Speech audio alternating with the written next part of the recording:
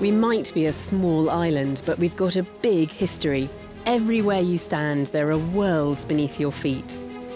And so every year, hundreds of archaeologists across Britain go looking for more clues into our story. Who lived here, when and how. So there's a blade wound here, here, so he's being attacked from all angles. Archaeology is a complex jigsaw puzzle, drawing everything together from skeletons to swords, temples to treasure. He's biting his shield. Biting his shield, yeah.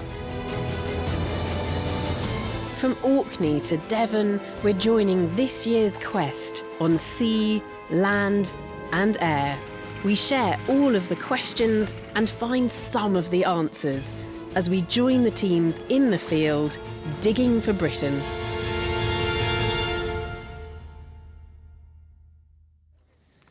We know that the Romans invaded and occupied our land for nearly 4 centuries, covering it with roads and cities. But this year, archaeologists are uncovering surprising new evidence which challenges our preconceptions and offers us a fresh perspective on Roman Britain, revealing a vanished landscape. Even today, astonishing finds are still emerging from the soil, bringing us face to face with the people of Britannia. A newly discovered town in rural Devon turns history on its head. The mystery of the 97 dead babies thickens. And the Roman god buried for 1,700 years beneath a fort. The Roman military occupation probably began on the southeast corner of England, where the Romans are thought to have first landed. In the story of Roman Britain, the mighty legions are famed, while its fleet, the Classis Britannica, is practically unknown. For nearly 4 centuries, though, hundreds of wooden ships, all long vanished, patrolled the channel. But I'm on my way to a dig that I'm hoping will take me straight to the control room of Britain's first major navy, bringing me closer to the man who ruled Britannia's waves. There's been a suggestion of a connection between the Roman navy and a very particular site up here on the cliffs at Folkestone. So this year, archaeologists are excavating that site, hoping to uncover new evidence and test that possible connection. On the edge of these cliffs, volunteers are helping to unearth a magnificent Roman villa in Folkestone, Kent. First discovered in 1923, the site was reopened last year. Those digging know they are probably close to the spot where the Romans first landed in Britain under Emperor Claudius in 43 AD. The excavation of this villa on the edge of Folkestone is being directed by professional archaeologists, but depends on an army of local volunteers who are all passionate about the history of their area. And this site occupies such an amazing place with a spectacular view looking out over the channel. Its location and the size of this villa makes archaeologists think it belonged to somebody important. I'm meeting Andrew Richardson, site supervisor since it reopened last year.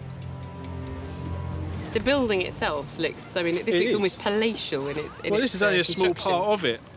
This is one wing of 2 wings projecting from the front of a long rectangular building. You've got further blocks beyond the fence over there, and a third block which would be a bath block, and quite a lot of that has actually gone over the cliff, has been lost to erosion. The extraordinary size and prime location suggest that the inhabitant was well connected. So what sort of person would have lived in a villa like this with its own bathhouse? Obviously somebody, or either an individual or a family of immense wealth and power.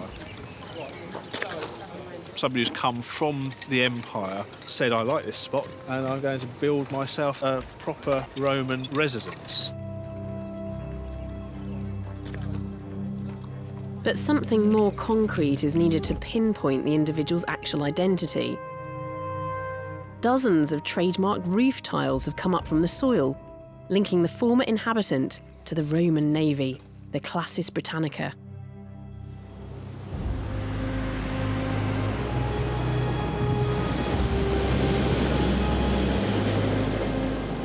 These are two very special tiles because they're stamped with a circular stamp and the letters CLBR. So what does this stand for? It stands for Classis Britannica. So this is a stamp of the Roman fleet in Britain. Yes, and we do know that the fleet was commanded by prefects. So this position, the prefect of Classis Britannicae, that's kind of equivalent to an admiral. Equivalent to an admiral, yeah, and perhaps commanding 30 ships and several thousand men. Probably its primary role was transport for the army, but it certainly also had a role in both patrolling the seas and also exploration, establishing just how big this island the Romans had come to was. In the island of Britannia, whoever commanded the sea controlled the land. 7 possible Roman fortified harbours cluster around the Kent Peninsula, with Folkestone in the centre, facing Boulogne. The quantity of the tiles found here and the villa's geographical position raises the tantalising possibility that this villa once housed the commander of the fleet. One suggestion is it's the admiral's, the prefect's house. It looks straight out to Boulogne, which is the headquarters of their main fleet base, a large fort. Further along the coast at Dover, they've got a fort, and they've got another fort at Lymm to the west. And this is almost halfway between Dover and Lymm. You can imagine that, you know, the commander of what is effectively the most powerful military organisation in the region at the time is the sort of person who would have the clout to live at a place like this. The idea that this was the home of one of Britain's first and most important naval commanders is incredibly exciting. The volunteers are rediscovering the layout of this once luxurious home. It is amazing just to touch a piece of archaeology, something that you know that you're the first person that has touched it in 2,000 years or more. So Ian, we heard you just found something. That's right, yes. A coin, probably Roman. Minimum. Just come up. Yep. So Ian, you've just found this. Yep. Can I have a look? Yeah. What is it, Keith? I should guess it's late 3rd or 4th century Roman. Oh, I'm amazed you managed to find that, Ian. It's absolutely tiny. Ian's coin adds to the hundreds found here, suggesting the site existed for most of the Roman period, stretching from the Claudian invasion in 43 AD right into the 360s, 50 years before the end of Roman Britain. It was forgotten for nearly 1,500 years more, and now it faces destruction.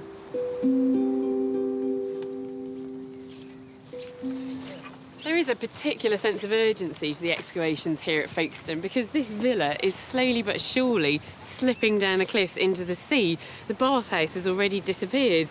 And this is partly why so many local people have volunteered here, because they know that it will soon be too late. Project director Leslie Hardy knows that this is, in every sense, archaeology on the edge. This really is a rescue excavation, isn't it? Because this villa is under threat. Yes, you can see this is a photograph that was taken in 1924, and here what we've done is we've superimposed a line which shows the current cliff edge, and you can see how much has already been lost. So it looks like part of the Roman buildings have actually been lost. Which area is this? Okay, this is the bathhouse area of that block, and it's gone. It's largely gone now over the edge of the cliff. It tends to go in clumps and big bites. It's just sliding down constantly, bringing all the archaeology with it. The sea is waiting to claim this unique site. In this race against time, the archaeologists must get there first, salvaging material forgotten for 1.5 millennia, in search of more evidence that this was indeed the home of the commander of the Roman Navy. But often in archaeology, the discovery of objects is merely page 1, chapter 1 in the reappraisal of history, for the finds themselves frequently baffle us.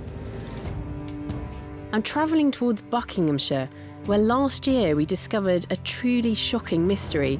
The bones of 97 babies, which had been buried beneath a Roman villa called Euden, just outside the village of Hambledon.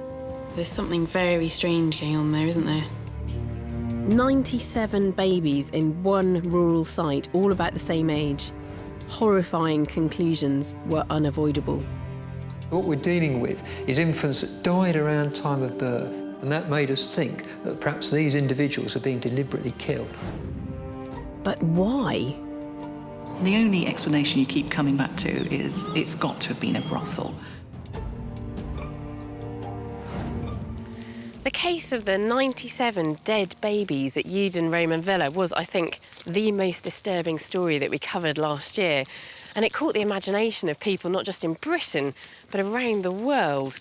It really is a mystery. Were those babies murdered? And if so, why? Well, when I looked at the bones more closely when we'd finished filming, I noticed what I thought was probably a cut mark on one of them. So it all sounds even more sinister, and I had to investigate further. I asked two other experts in human bones, Simon Mays and Kate Robson-Brown, to help me find out if those cut marks were ancient or if they could have been made by an archaeologist's trowel. What do you think of those, Kate? You can't quite tell how deep they go. So can we look at these underneath the light microscope just to see what those cuts look like? I think that would help.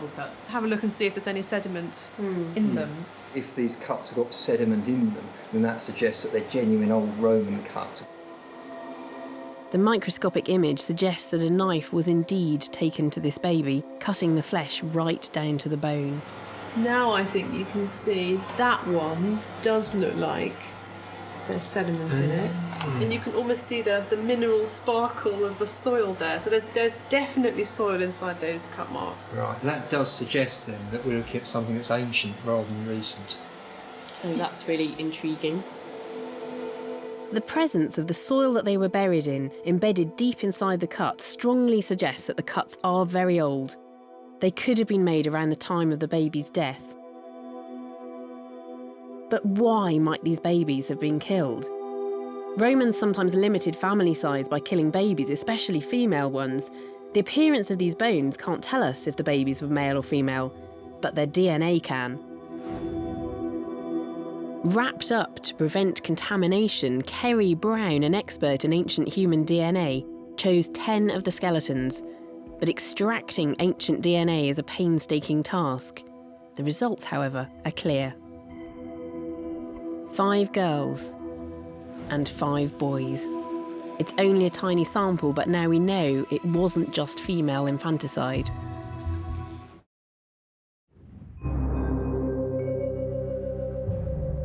But can the artefacts found at the villa tell us if the deaths were close enough in time to justify the grim conclusion of murder?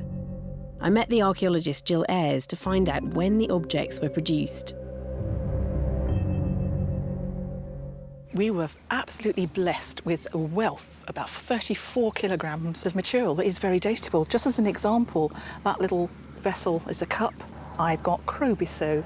It's Crobiceau M, which M is short for Manu, manufactured by the hand of Crobiceau. So this is a potter between 135 and 180. So I can say absolutely the babies we have the dates for are 150 to 200 AD. So many infant deaths over just 50 years in one rural site. It seems too many to be the result of natural causes. It points to foul play. Now, when I spoke to you about this last year, you suggested the idea of a brothel as a potential explanation for a lot of unwanted children. Where are you now with your brothel theory? Do you think that this is the most likely explanation? Well, to tell you the truth, I didn't want to favour it. I put it forward as a suggestion to get people going. Now studying all the artefacts, all the data, every alternative for natural explanations that I can think of, I'm back with the brothel. First of all, we've got a lot of females on site, as shown by female artefacts. So are these some of the female artefacts? I've just brought a couple of little things just to show you. Beautiful little hairpins, beautiful carved items, a whole range of these on site. Jill has further evidence that she believes may bolster her theory that this was a brothel, a fragment of pornographic pottery. Oh, that is quite naughty. I can see what they're doing. So there's one person standing here, there's another person standing behind them, and something unmentionable is going on just there. So, a suggestive clue. But where would the customers have come from? Hambledon is in the middle of nowhere. That was my biggest problem when I tentatively suggested it, because where are the clientele coming from? It's a rural location. Then we discovered some of the trackways that lead from the river, the major arterial route in the Roman world. We've got a track leading from the river right past Uden and goes directly to Dorchester. Jill also believes that there might once have been a ford near Uden Villa. Divers have told her that the Thames is unusually shallow here. I'm going to see for myself.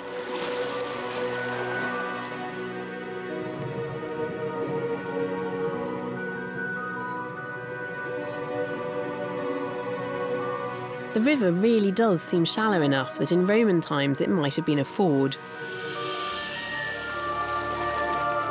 Perhaps passing trade had to unload here and then turn to Uden brothel for some refreshment.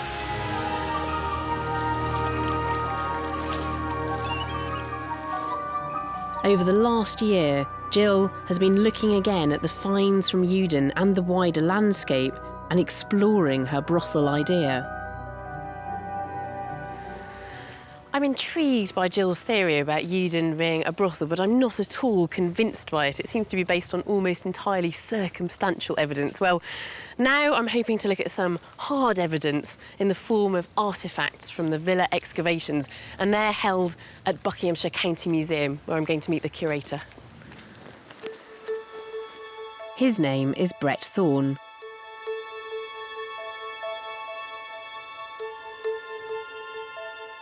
Brett, what do you think of Jill's theory about the villa being a brothel? I'm not convinced, I have to say. It's too far from any major population centres. What we have here are some objects from the excavation. These finely crafted objects suggest something other than the cold-blooded murder of babies, a far more benign explanation. One that's been suggested involves the cult of the mother goddess. There are, from thousands of objects on the site, 3 which relate to the mother goddess cult, potentially. A beautiful piece of pottery bears signs of this cult. This is wonderful. This is a mortarium. It's a grinding bowl. And what's special about this one is the decoration you can see. It's got peacocks on it. Exactly. So the peacock is the symbol of Juno, a Roman goddess who is involved with childbirth. Well, the top Roman goddess. Exactly, the queen of the gods. Yeah. There's more evidence as well. A scarab beetle evoking the Egyptian mother goddess Isis, and an intriguing sherd of pottery.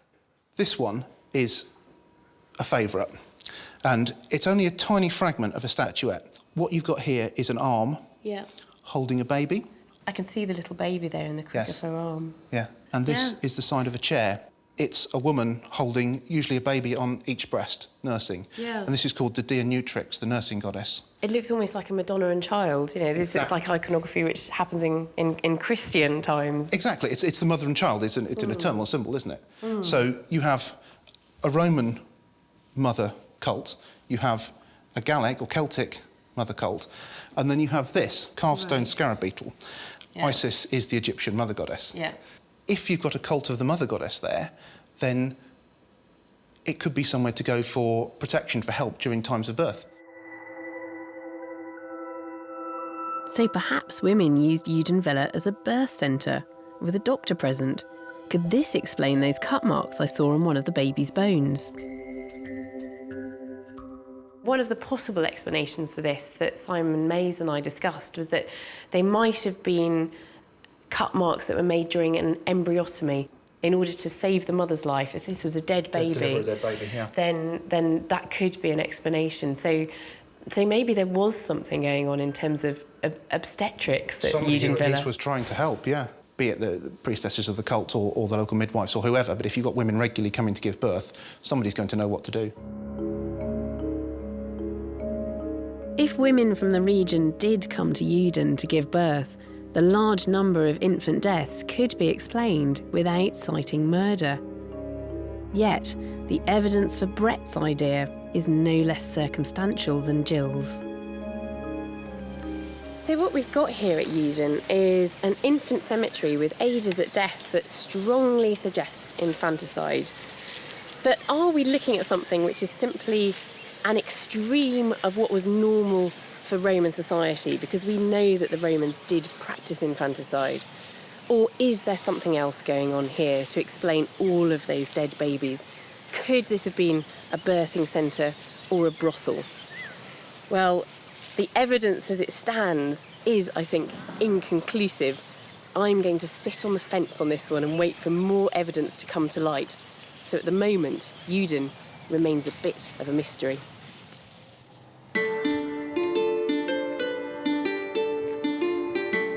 At times, archaeology merely tantalises us.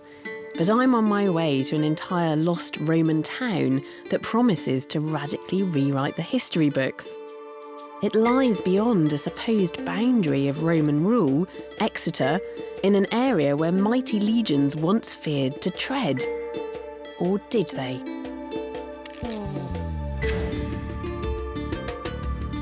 In 2009, two metal detectorists, Jim Wills and Dennis Hewings, made an unexpected discovery in a field outside a tiny village in South Devon, 30 miles west of Exeter.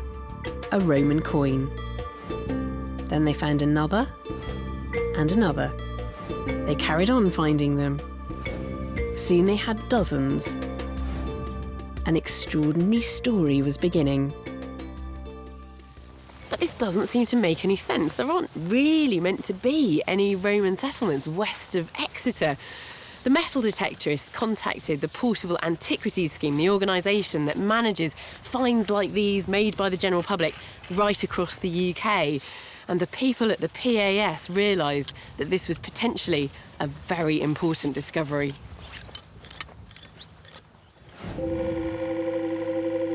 This March, Danielle Wooten, Devon's PAS officer, began leading the excavations. Yet more coins began to appear, suggesting an astonishing story. This was probably a missing Roman town in a region they were never supposed to have settled. Danielle took me to the top of the hill to look over the fields, where an entire town lies waiting to be unearthed. This large field here is a field that we can see over there with the trenching. That's where we've put one of the trenches. There's features in all these fields. We've got 13 fields worth of features. And that's over a huge area over then? A massive area, absolutely. What has been discovered of this town already covers many acres of land, and there may be more. Danielle knows that these now tranquil fields were once bustling with life. What an amazing sight. You know, sights like this always astound me, because what you're looking at now is just a rural landscape with lots of fields. And now that's the amazing thing. I mean, it's very, very quiet and rural now. But what we've got to try and imagine actually are houses, round houses, set within enclosures, little paddocks where there's perhaps horses, cows, sheep, children running around playing games, smoke coming up from the roofs of the houses. Just amazing to look out on this landscape and just imagine that life here 2,000 years ago.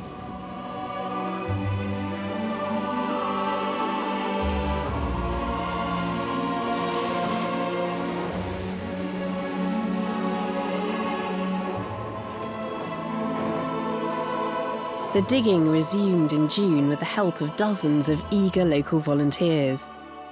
Hundreds of objects, rare pieces of pottery and scores of coins started to come up out of the ground. We've got a large selection of coins. Our earliest coin is a Roman Republican coin. It's the coin of Achilles, which dates back to 49 BC. Oh, right. So this is...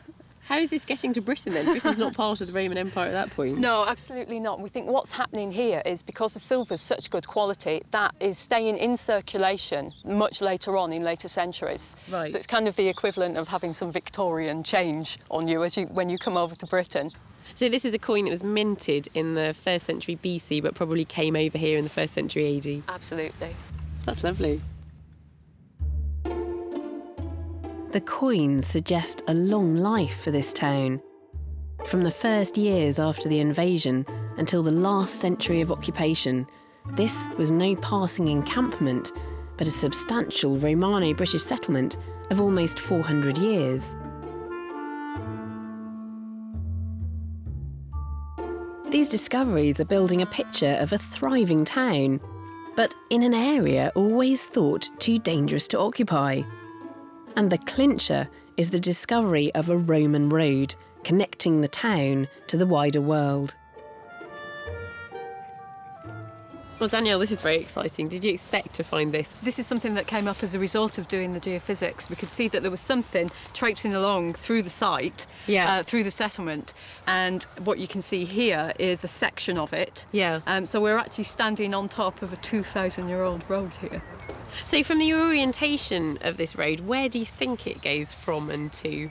I suspect part of it is going to Exeter, probably heading out towards the coast. So perhaps we've got some kind of trade route here. Given that we've got all this imported pottery, it would make sense. So far, archaeologists have found 97 coins, hundreds of artefacts, and even a buried Roman road. But towns house people.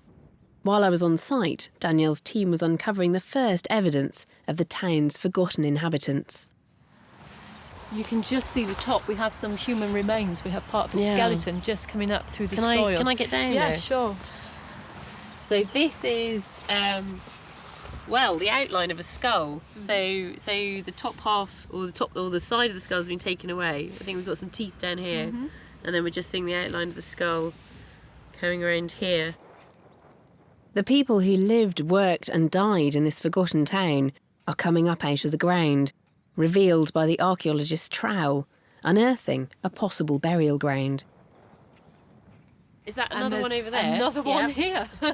So here you can see we have the top of a skull. And so this is kind of throwing up even more questions than we were expecting, really. We were just looking for the road, and now it looks like we've got possibly some kind of cemetery.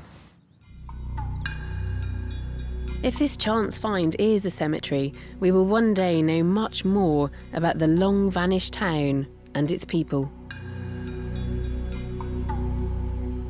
It's so exciting being here at the beginning of something which I imagine is going to turn out to be a massive archaeological story. I can imagine that in 10 or 20 years' time, people will be writing history books and will be talking about this site as the one that revolutionised our understanding of the Romans in the southwest. I'm travelling from Exeter to Wales to Caerleon, in the tracks of the mighty 2nd Legion Augusta, which abandoned Exeter in 75 AD. This amphitheatre is part of the massive Caerleon fort complex, also started in 75 AD by General Frontius. It was first dug in 1909, but more than a century later, it is throwing up objects that breathe new life into the legion's long-dead men. Caerleon Roman Amphitheatre is one of the great symbols of Roman Britain, up there with Hadrian's Wall. And for many local children, it's their first real experience of the Romans. I certainly remember coming here on a primary school field trip, and it had a big impact on me. But just last year, new excavations unearthed something extraordinary, a warehouse full of objects which give us an insight into the Romans' private lives. The archaeologist in charge of the dig is Peter Guest. Peter, this is an extraordinary collection of finds to come from one excavation. And what you see in front of you is just a selection of the 1,200 or so metal and other objects that were recovered over 6 weeks last year. And I've never seen such a beautiful assortment of Roman artefacts from one site. Amongst them, these fish brooches. Originally, they would have had enamel in the eye, very beautiful examples of their type, and to find 3 together is extremely rare.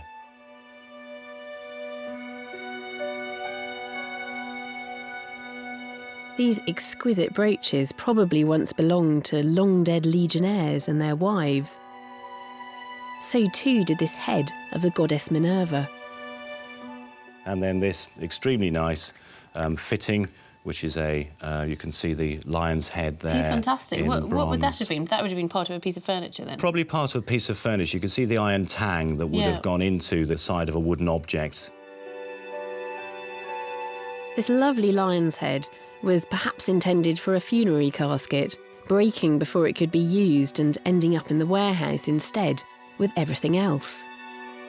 It seems like such a motley collection of objects. It's almost like a junk shop. Or possibly a lock-up kind of store, you know, like the things that we use today, where if you've got too many things in your house, you hire a small unit and you put all the things you don't really need immediately away there. Amongst those objects, destined for Killian's Roman Legion Museum, was something mysterious and utterly unique. Pieces of a Roman garment. They are being painstakingly conserved in Cardiff.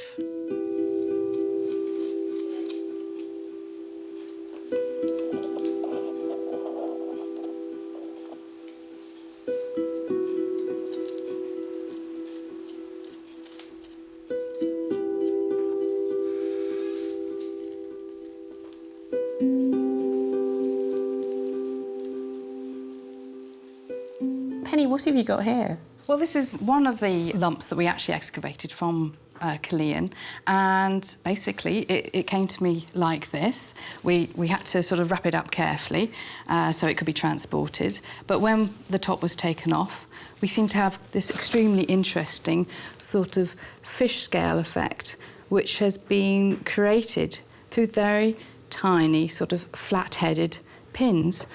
I mean, it almost looks like sequins, doesn't it? Yes, they are, and they've been laid on top of each other in such a way to move and create a sort of shimmering effect. Penny thinks she has a garment here, unlike anything previously discovered. So this is unique. There's nothing like it across the whole of the known Roman Empire. I've never seen anything like this before, and as far as I know, the curators are not aware of anything like this before from the Roman Empire. Is it some kind of armour? Possibly part of it, a decorative part of it.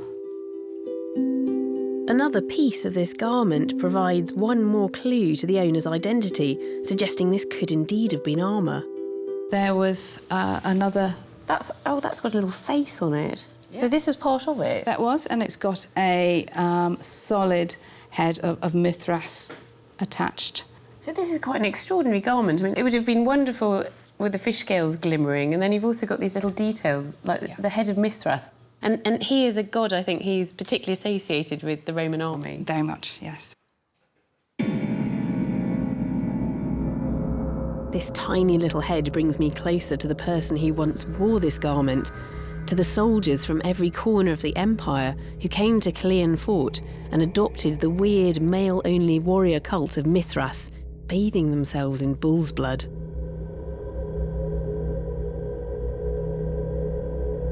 This garment is a one-off, with all the individuality of a person. We may never know who owned this or exactly when he wore it. When this armour is finally restored, it will present cryptic clues to the crumbling of Roman power in Killian. It's thought that by the early 4th century here, the Roman military presence had, if not completely disappeared, at least been significantly reduced. So you can imagine the people staying on, struggling to maintain what had once been a great fortress as buildings fell into ruins about them. And in a corner of a crumbling warehouse, that forgotten suit of armour, well, those objects that were missed by people all those centuries ago were preserved for archaeologists to find. So after 1,700 years of oblivion, they've gained a new life.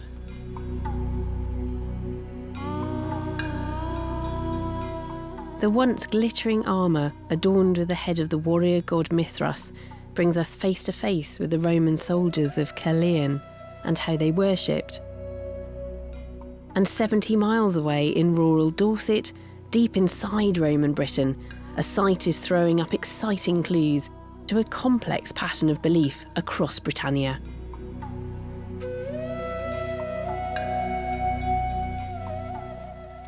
most people know that the Romans were capable of religious intolerance, doing things like throwing Christians to the lions, for instance. But returning to Bear Regis, a site I visited last year, they're now finding evidence that life here was much more harmonious and even curiously modern.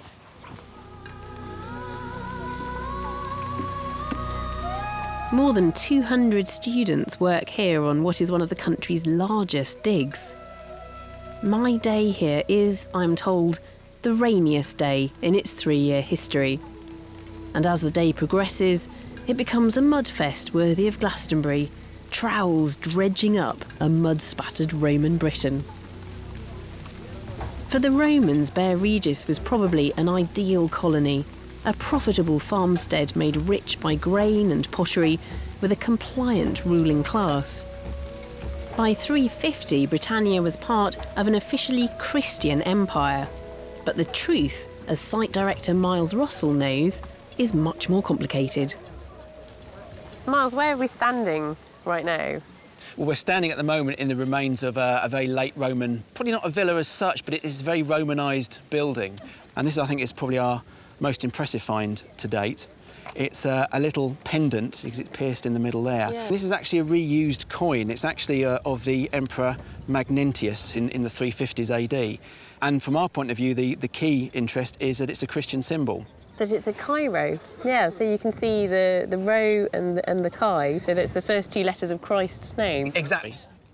So someone's taken that coin and has obviously turned it into a pendant to identify themselves as an adherent to Christ, to the Christian God. But Christianity was only one religion in Dorset, in rainy Britannia, at this time. So have you got evidence of other religions or other faiths still being practised at the same time as Christianity? Yes, indeed. We've got this nice little bone handle, and you can see this female figure with a very ornate headdress, and then a series of eagles and birds around the outer side. Oh, they're lovely. Wow. This is an image of Medusa. I can't see any snakes around her head, though. No. I mean, it's actually her being shown as a healer, as associated with animals. Right. But the key thing is this is being used at the same time that someone is wearing this Christian pendant. If Christianity has become the state faith whereby all other faiths have to be rejected, then this is exactly the kind of object that shouldn't be used. But it's quite clear from this and from other material that people are still accepting of the non-Christian gods.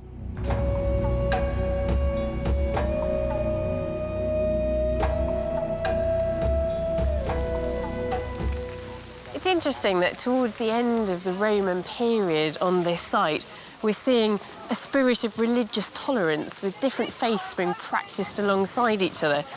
And in fact, there's a similar story right at the beginning of the Roman period. We don't see an abrupt transition from one lifestyle and set of rituals to another. And we're seeing that very clearly from the burial practices on this site.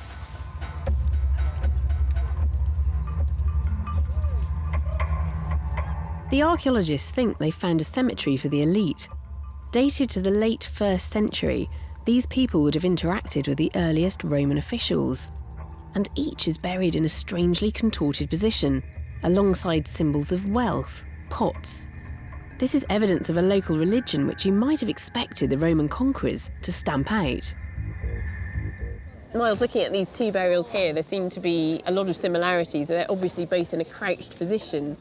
All the burials that we get here and across this part of Dorset, they're all the same. They're all crouched, or sort of the knees are up towards the chest. They're all lying on their right side, and the head is always at the eastern end of the grave cut, so the face is facing north. And I think these burials show that the impact of Rome wasn't that extreme to begin with, that people are still carrying on their practices, they're still worshipping their gods. And in terms of these particular burials that we're looking at just here, do you think these are the elite that we're looking at? I think they probably are. These are the well-to-do elements. Possibly these are the last set of people who are harking back to an earlier age, to a more sort of British culture. So it seems that some people living here were doing very well indeed out of being part of the Roman Empire. But what we have to remember is that those crouch burials are high status. That's the wealthy elite we're looking at. life wasn't nearly so rosy for everyone else as their bones reveal.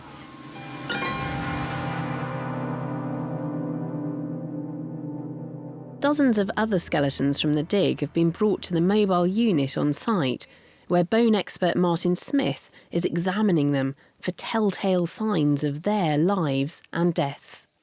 Martin, we've got some clues about what was going on with this population as they became part of the Roman world, but what do their bones tell us?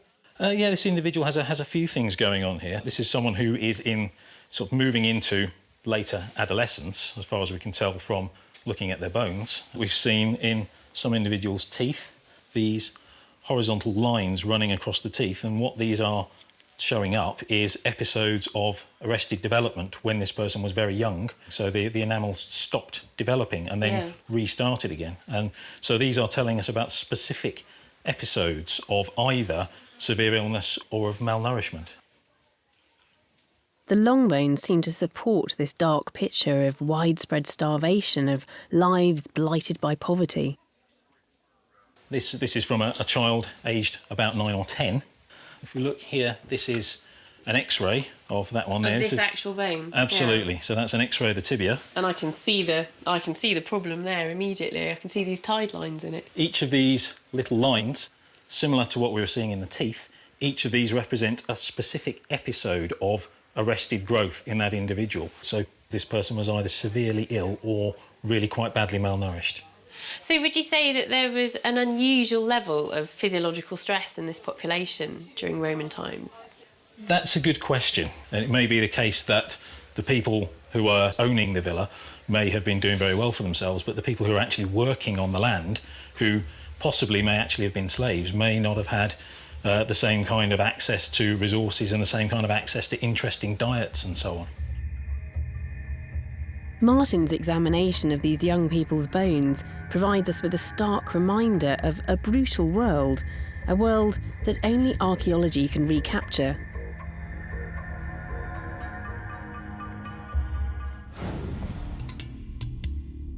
Along Hadrian's Wall alone, there were 4 huge Roman excavations this year. Just south along the Roman road of Deer Street, I'm on my way to a dig that has thrown up astonishing evidence about what happened inside the forts after the Romans left Britain in 410 AD. So what do we know about the Roman occupation of Britain? Well, they arrived here in 43 AD, they ruled here, they built here for nearly 4 centuries. Then they packed up and left in 410, snuffing out the flame of civilization and plunging Britain into the Dark Ages. But what if the Romans never actually left? What they're finding now at Binchester raises that very possibility. The last days of Roman Britain are emerging from the dark mud. I mean, it almost looks like there was some kind of floor surface that's been laid down reusing other stone, and then this bit's been robbed out. Yeah. It has long been assumed that when the Roman Empire stopped paying their troops, the soldiers were forced to leave in search of a new living. But excavations in Binchester's barracks are illustrating an untold story in which the soldiers stay on and go native. And the tale starts somewhere quite unremarkable, a hole filled with animal bones. So what are we standing in here? We're standing in a very big stone-lined pit. We're almost certain that what we've got here is evidence for a tanning industry, turning cow hides into leather. And it's quite a complicated process which involves soaking the hides in a variety of different noxious substances, scraping all the fat off the cow hides. This hole is certainly large enough to soak a few cow hides, but David Petts has other evidence to support his theory. The first thing is these are big holes, big pits, and the other thing is we've got lots of animal bone out of these pits, skull fragments and the fragments of the feet. And you've got some bones here. And we've got kind of a range of the kind of things we've been finding. We found this so part of a cow skull. Cow skull, which is out of this pit, and we've got lots of other jaws, fragments of horn, fragments of skull. And these are exactly the kind of things you get with a tannery, because when you skin the cow, the skull and the feet come with it. David thinks he's discovered evidence of an industry that grew up after Rome stopped its soldiers' wages, and perhaps the Romans never really left. So you actually think it's the Roman soldiers who stayed here? Absolutely. When governments go, the people don't. The people are still there, and they've still got to kind of find a way of living and find a way of going on, no matter what happens. And how remarkable that you've actually managed to identify the industry that they were engaged in here. Binchester is the largest Roman fort in County Durham, and only a tiny part of it has been excavated so far. The discovery of objects revising our understanding of the Roman withdrawal makes it an important site. More evidence is emerging out of the soil, not just of a tanning industry, but something even more unexpected: jewellery workshops continuing when civilization was thought to have collapsed. We also think we're getting evidence for either very late or immediately post-Roman jet working. We've actually got lumps of raw jet. So Lovely. Must have actually come up from Whitby. Yeah. And you've also got things like this. It's a fragment of a jet bangle. Right. Which is still unfinished. It hasn't been polished off, and it must have been broken when it was being produced. So clearly it's being used by the local people. Specialist craftwork and a trade in jewellery after the collapse of civilization? Could these really have emerged from the shadows of the Dark Ages? In order to see some better preserved small finds, I'm visiting what was once the commander's house and custodian Rob Collins. Rob, you've got some wonderful finds here. Binchester has produced a load of material, really, in just the 2.5 seasons we've done. I love these beads. Yes, we have a number of different beads, so they're segmented beads, that's what we call them. And are they actually drilled through? They actually do drill through them, and you get strings of them. That's really some necklaces. beautiful. Jet is very friable, so it breaks and splits quite easily if you don't know how to work it properly. And that's quite interesting that we've got specialist craft workers on site in probably the years after the end of the Roman Empire. Right.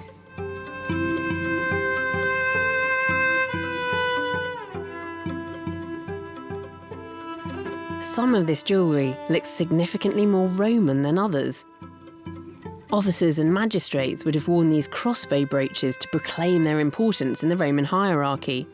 But after 410 AD, the crossbow brooch vanishes from the dig, and the Romans who stay on here adopt a style of brooch from times before the army ever set foot on Britannia's shores. A penannular brooch, shaped like a broken circle.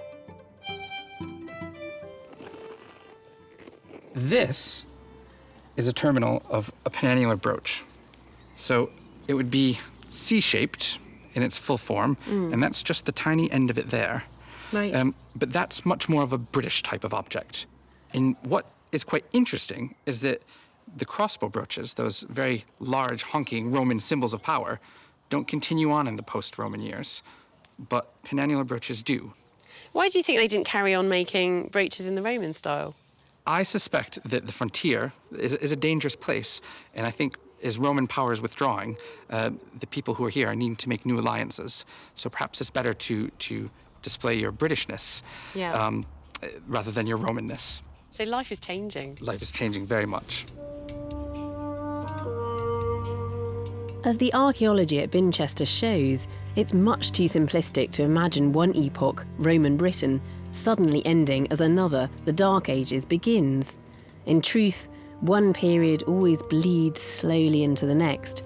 People don't abandon their beliefs and lifestyles overnight, and in our material culture, the past often lives on into the present. This church, just a few miles away from Binchester Roman Fort, is one of the earliest in England. It was built by the Anglo-Saxons using stone from the fort. And it represents the endless recycling of materials by subsequent generations and cultures. And here, those Roman stones are part of a building which is still in use today.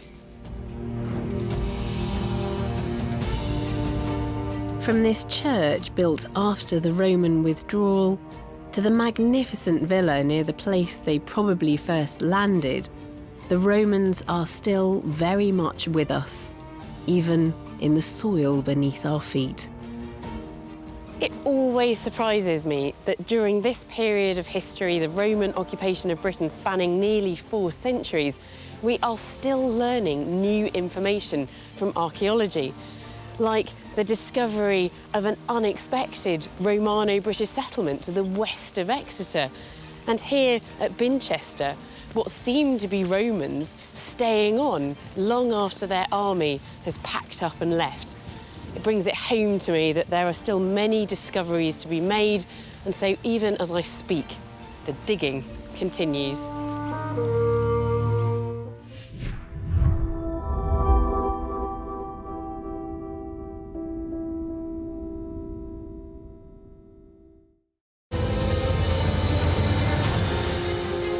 We might be a small island, but we've got a big history. Everywhere you stand, there are worlds beneath your feet. And so every year, hundreds of archaeologists across Britain go looking for more clues into our story. Who lived here, when and how. So there's a blade here, here, so he's being attacked from all angles. Archaeology is a complex jigsaw puzzle, drawing everything together from skeletons to swords, temples to treasure. He's biting his shield. Biting his shield, yeah. From Orkney to Devon, we're joining this year's quest on sea, land and air. We share all of the questions and find some of the answers as we join the teams in the field, digging for Britain.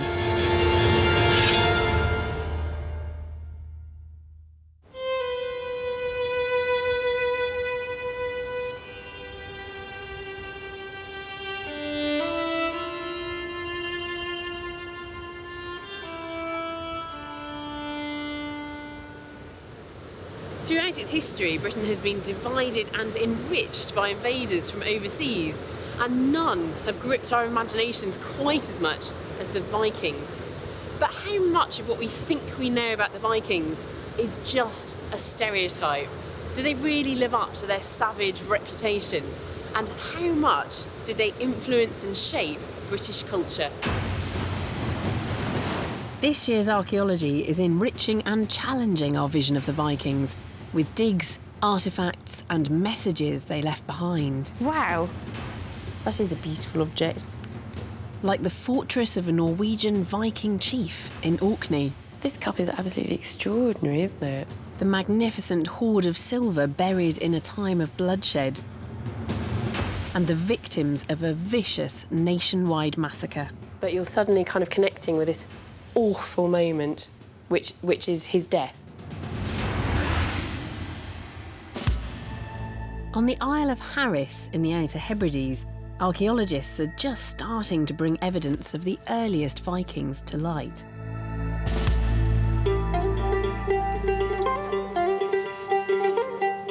A team from the University of Birmingham is digging at a site called Horgabost. The name itself has a Norse origin, a strong hint that the Vikings were here.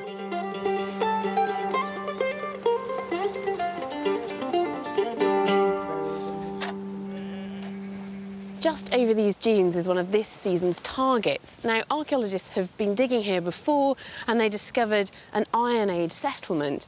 But there is some archaeological evidence that the Vikings were here too. A couple of burials threatened by erosion seem to have been Norse, and small Norse finds have been discovered as well. But the archaeologists are really hoping that they're going to find evidence of a settlement. And if they do that, it will be the first of its kind on Harris. OK then, Alice, what we have here is a very interesting Iron Age site with a bit of a mysterious end to it, which we're sort of trying to come to terms with at the moment. If you step this way... Some very striking layers in the ground there. Absolutely. The team is being led by Kevin Coles, and I joined them right at the start of the digging season. The site may hold the key to the first contacts between incoming Vikings and the Gallic people already living here. Will it be a story of destruction? What's slightly more mysterious and slightly more interesting for me is this deposit here that's sealing everything else. What is that? I mean, it's a completely different colour as well. Completely different colour. It's almost a demolition debris full of very late Iron Age pottery. Right. And lots of charcoal, lots of sort of waste material. Sometimes archaeology works this way. They're finding subtle glimpses within the soil of a time of abandonment.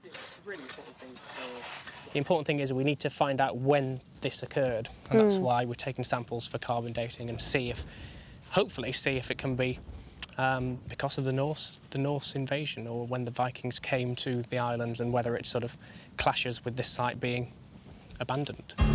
Close by, a building is emerging that seems to be rectangular in shape, a style that is Scandinavian and unlike the roundhouses favoured by Iron Age people. So could this be evidence of Vikings displacing the original inhabitants? No, there's a nice corner here. Absolutely. Yeah. And there's lots of stones in this vicinity, which suggests that the feature is running under the dunes. Oh, I can see some here. Yeah, so they carry on going backwards, possibly in this direction. There's more here. Yeah. Are you going to extend the trench back? We will extend the trench back and see if we can get the full plan and see if it is a rectangular house, which would be in line with a Norse longhouse. But so far, perhaps the strongest evidence of the meeting of these cultures comes from a scattering of objects found across the site. So we have, the things on this side are late Iron Age in date. So you've got a storage jar or a big cooking pot there made from ceramic. We've also got this very strange, looks like a rock. And if you feel the coarseness of the outside edge when compared to the flat edge, it's been used and used constantly. Yeah, so what's that been used for? We suspect it's used for working animal hides. And that fits so nicely in your hand, doesn't it? It's very tactile, yeah. So these finds are intriguing because they could be later Iron Age, they could be Norse. Absolutely. You can't really distinguish between them. No, you can't. But from their early investigations comes the first conclusive proof of contact with the Vikings.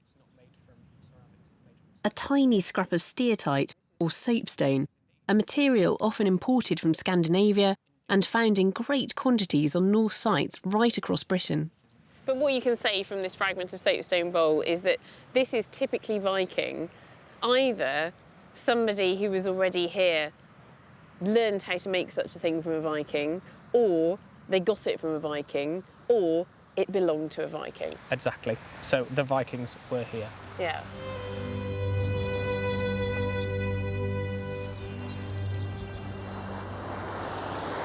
You can see why the Vikings might have felt at home here. This is a landscape that's perfectly suited to their seafaring way of life.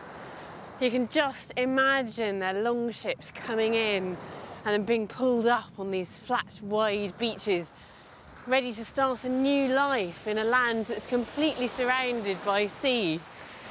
And the arrival of the Vikings would mark the beginning of a new phase in this island's history, and one that would leave a lasting impression. It's a history that is still frustratingly just below the surface on Harris. But I don't have to look far to find more substantial evidence of Norse culture. Just up the road, on the adjoining Isle of Lewis, is perhaps the most famous and iconic Scandinavian treasure ever discovered in Scotland. It was found in the 1800s, but dates from the 12th century, a time when Lewis was controlled by the kings of Norway. Still shrouded in mystery, it's a compendium of 93 ivory chess and gaming pieces, known to us as the Lewis Chessmen. A selection of the chessmen has come back to Lewis some 180 years after they were first thought to have been found. They are such charismatic little figures, and I've been fascinated by them since I was a child. My grandparents had a replica chess set. Well, now they're on tour following a new piece of research looking into their origins and their story. And it's so lovely to come here to Stornoway to see them close to where they were discovered.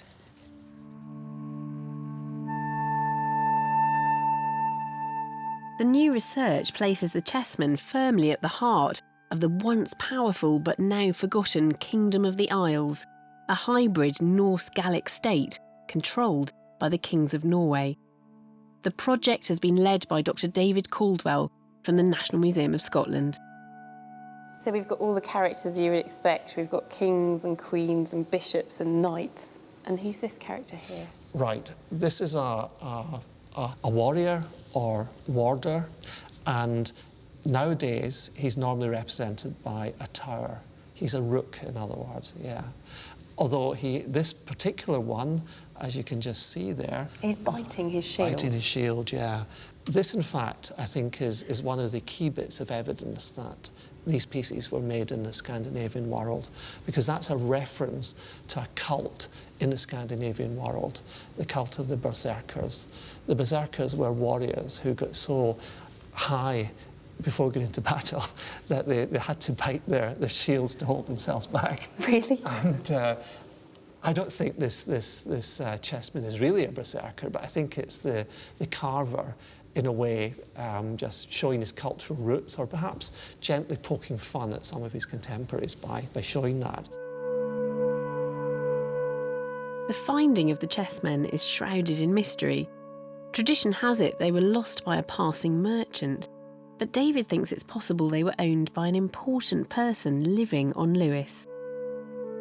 Lewis was the centre, or one of the centres, of a Scandinavian kingdom, the Kingdom of the Isles, which people have now forgotten about. But it's a very important kingdom on a European model, which was here until 1266. This was the year in which the Vikings handed the Hebrides over to Scotland for the sum of 4,000 marks, ending 4 centuries of Norwegian sovereignty on the islands. But who made these beautiful figures? Detailed study of their faces has revealed that they fall into 5 different types, which suggests they were made by 5 different craftsmen. I mean, this face is beautiful. Yeah, that's one of my favourites.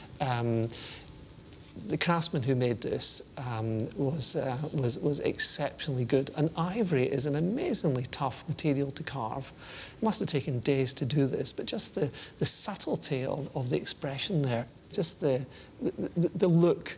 And even when you move away from the face and you look at the knuckles, the detail there, you can almost sense that the hand is actually gripping that sword. Those little hands are absolutely beautiful. And the face, the contours of the face, there's even a change in contour when we go from the cheek down to the upper lip. That crease between the nose and the mouth is shown. These figures may be stylised, but there's every reason to believe they're based on living Scandinavians. The people who carved them were paying attention to authentic details. So the clothes aren't just figments of the imagination of the carver. This is real attire that is being represented. Yes, they clearly have a very good understanding of what they're representing. They understand the different layers of vestments that a bishop is wearing, the chasubles, the albs, and everything else. And they represent that very carefully indeed.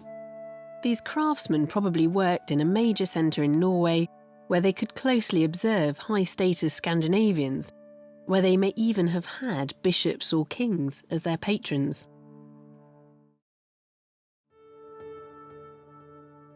The Vikings came to the Western Isles and created a Scandinavian state to rival the kingdoms of England and Scotland, one that we've all but forgotten about. And we have potent Viking legacies in the form of amazing craftwork that reminds us of our shared Scandinavian genes. But what lured the Vikings here in the first place?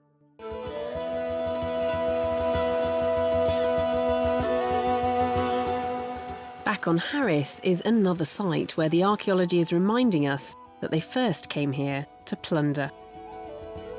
It's a possible medieval monastery, the ultimate temptation for a seafaring pirate. History tells us that the riches of these Christian monasteries are what drew the Vikings to our shores.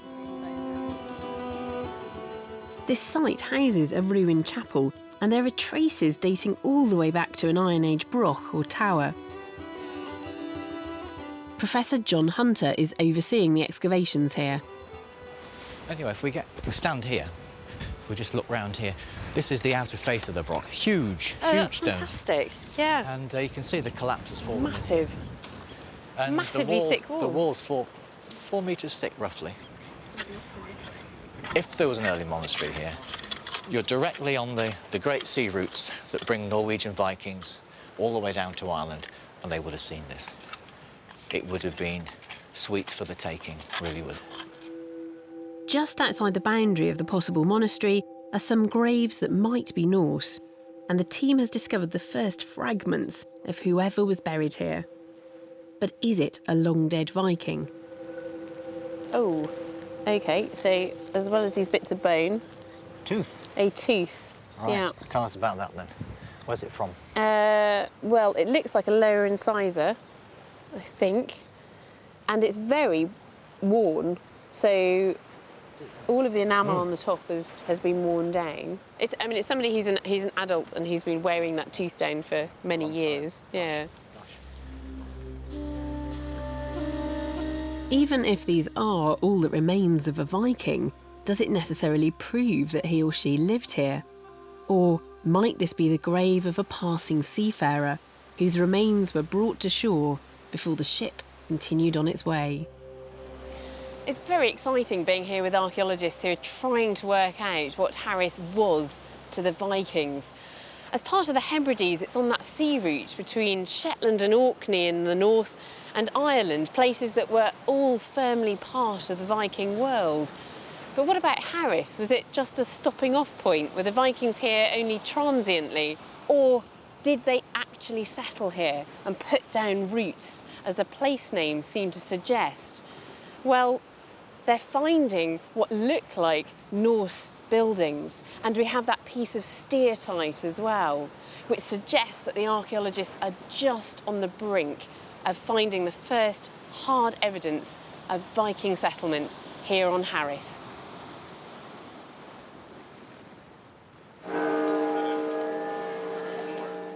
In England, there's one city that boasts more evidence of Viking occupation than anywhere else in Britain. York, or Jorvik. The first Viking to take the city was Ivar the Boneless, a Danish Viking leader and reputed berserker. Jorvik became the capital of his new Danish territory in 866 AD. For the next 20 years, the Danes continued with their aggressive expansion until the English king, Alfred the Great, drew up a treaty with the Viking king, Guthrum. The country was sliced in two, and the Danes were given their own territory in the north and east, the Danelaw, with York at its heart. Even though they only ruled here for 100 years, York is very much still associated with the Vikings. And an excavation in the 70s here at Coppergate dragged York's Viking past into the present in a very vivid way. Now all of that archaeology is sealed beneath these shops and cafes, but there's a current excavation going on in another part of the city not far from here, and again we're starting to see the buried history of this city. So I'm going to visit the dig to find out what more we can learn about the Vikings of Jorvik. Archaeologists have been working in an area called Hungate in the centre of the city for 4.5 years. It's a huge, multi-layered excavation, but right now the archaeologists are almost 3 metres below today's ground level and digging what I'm interested in, the Viking layer. And they're revealing that they were not just about looting and fighting. The Vikings were traders and builders of cities too. Once the Vikings had taken York, they stayed here, bringing up families and blending with the city's previous inhabitants, creating a unique culture known as Anglo-Scandinavian. And they remained even after the last Viking king had been expelled, expanding their town and putting up huge permanent buildings. So are you into the final phase, really? Yeah, this is the very final part. Peter Connolly is running excavations here for the York Archaeological Trust. It's landscape archaeology, it just happens to be in an urban environment. Yeah. Most of the buildings here sit on an organised grid layout, unexpected evidence that the Vikings had a talent for urban planning. The land here slopes gently down to the river, making it an ideal loading and unloading spot. These buildings were probably storage warehouses. And right in the middle of these structures, the Vikings built something that would have been totally indispensable. The stuff that I'm digging through at the moment is effectively human waste, it's poo. Because what I'm sat in at the moment, it's the remains of a Viking toilet or cesspit. All the bits of animal bone that we're finding in here as well, it's being used as a general rubbish pit as well, although the majority of it is human waste. You are getting other bits and pieces in here as well. But fortunately, it's not just rubbish that's come out of the ground at Hungate. Over the 4.5 years that the archaeologists have been working here, they've turned up thousands of artefacts from the Viking period. Most of them are pottery and bone and represent household waste. But there is a handful of intriguing small finds which provide us with additional clues as to what the Vikings were doing in this part of the city. The finds researcher at York Archaeological Trust is Nikki Rogers. So, Nikki, this is a collection of finds that are all from that excavation at Hungate. They are. They're really a fraction of what we've found over the 5 years that we've been excavating there. We've had over 12,000 individual artefacts. What's this here? Well, actually, this is a jet pendant. It's quite sweet, I think, because the whole... Well, it's a bit off-centre. I like the shape of it. I mean, that's quite a modern-looking thing, well, it is, isn't it? But that's a very typical shape from that period, in fact. So where would that have come from, the jet for that, do you think? Probably from Whitby. Right. From the north coast. Yeah. What about these beads? Are these amber? No, this is all amber here. So where would that have come from, that amber, Well, do you think? that's going to have come from the Baltic area. So the Vikings living in Hungate imported high-quality material. Their trade routes stretched hundreds of miles away across the Scandinavian world. But they also used less exotic material to turn out huge numbers of an item that's a little more surprising. Well, these are actually skates. Really? Yes. They're effectively very easy to make because the bone is already, you know, that size, that shape. Very little has to be done to it to turn it. So what is the bone? This is a metapodial, yes, isn't it? Yes, it is. It's probably they're usually horse or cattle metapodials. Right, OK. All that's been done to this one, if you look at it, is, well, on the bottom, it's been flattened and smoothed. So that's a very smooth, flat surface. And that's been deliberately done? That has been deliberately done. Your foot would have sat on here. Yeah. Your heel there, your toe there. You weren't able to take your foot off the ice, so you were pulling yourself along with poles. So they're not ice dancing, they're not pirouetting round, No. they're keeping their feet on the ground and they're using them rather like cross-country skis. That's it. These simple bone objects connect us to customs imported from the frozen Norse homelands.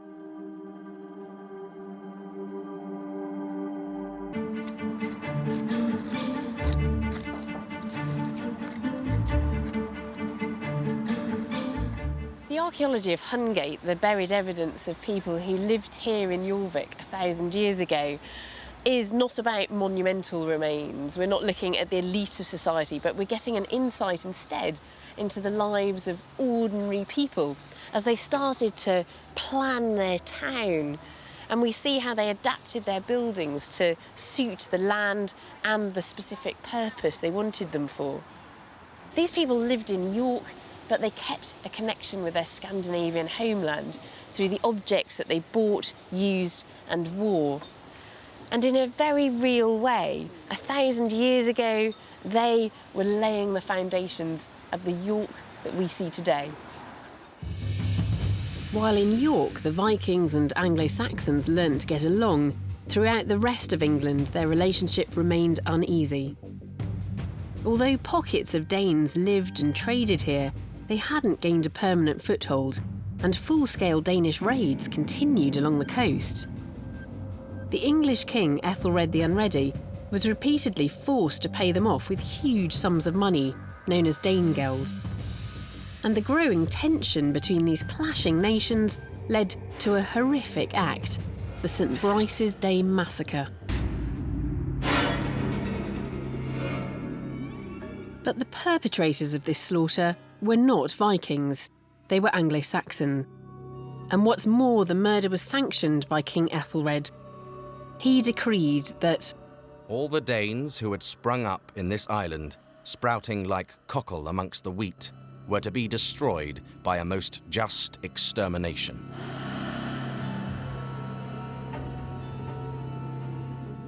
Some of the victims of this extermination may now have been discovered by archaeologists in a pit in Oxford.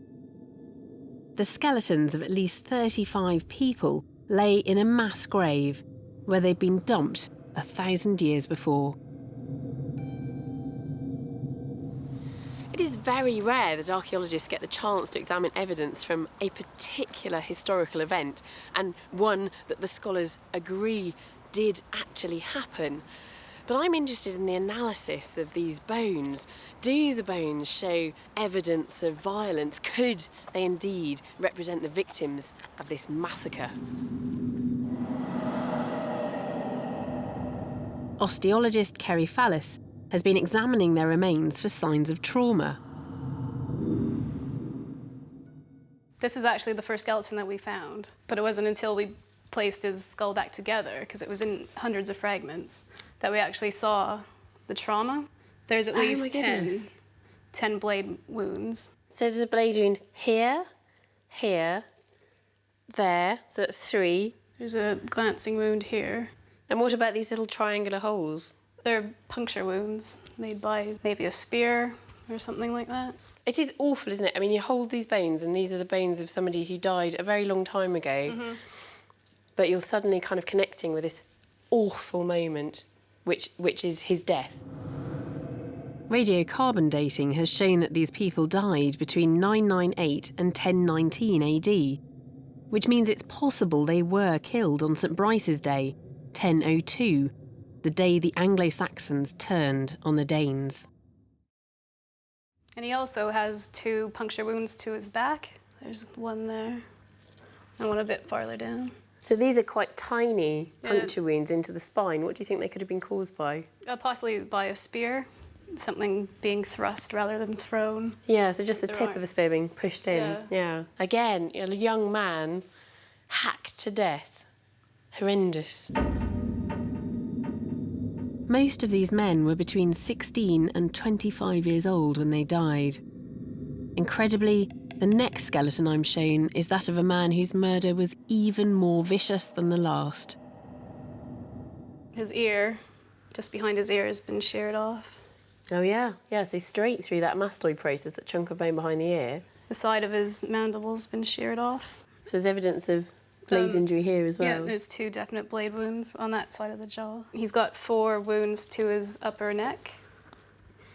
So that's been chopped through, yeah. And the dens itself. So chopping through just underneath the ear, taking off the angle of the mandible, and then the blade carrying on through and cutting into the vertebrae of the neck. Yeah. Other parts of this man's skeleton show further signs of the frenzied nature of the attack. He has 3 punctures to his pelvis. There's 2 small wounds there, but they've actually come in from the back. You can see these very square-shaped puncture wounds, which have gone all the way through the bone. So these are the tips of a weapon of some kind, which are pushing all the way through to here. Yeah. So he was attacked from the back there, so on the left side, somebody stabbed him just above the hip on the back, and then he's also been speared or stabbed through from the front as well, from about here, going in and then hitting his pelvis as it passes backwards. So he's being attacked from all angles. All angles. And if the multiple stab wounds weren't enough to finish this man off, for good measure, he was set on fire. His forehead has been burnt. Yeah. Which accounts for the missing bone in the middle. And also his hand. Oh, yeah. Has been charred. Is this the only skeleton who has signs of burning? No, quite a few of them have got charring. Yeah. It's mostly to their heads, their pelvises, and their hands. Terry, were you shocked when you got these bones cleaned up and into the laboratory at how much violence there was represented on them? Very shocked. I've never seen anything like this before. Yeah. And just to have so many different weapons used on one individual. These skeletons bore none of the wounds you'd expect to find on people who tried to defend themselves, so it's likely that they were murdered whilst running away. But were they Vikings?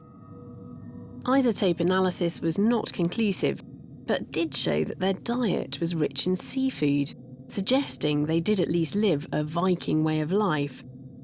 And then they may have been hunted down and killed for it.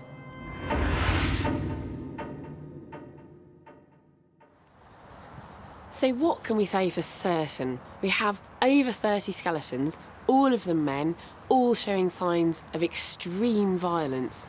Whilst we can't be sure that they were the victims of the St Brice's Day massacre, the types of injury and the date of the skeletons makes it at least possible. These young men were cut down, were hacked to death in a frenzy of violence. And 1,000 years on, this mass murder is still shocking. Through trauma analysis, archaeology has allowed us to explore the awful possibility of the Vikings as victims. But a different kind of archaeological discovery has opened a window onto life for a Viking whose luck had run out. Every now and then, metal detectorists turn up interesting objects which have been lost or abandoned or even deliberately buried by their owners, and then they've laid hidden in the ground for hundreds of years. But it's extremely unusual to find a collection as diverse and which illustrates as many different aspects of a past society as the hoard I'm about to see now. It's one of the most important Viking finds of the last 150 years, and it's so rich in content that experts are still writing up their findings. It's currently on display at the Yorkshire Museum.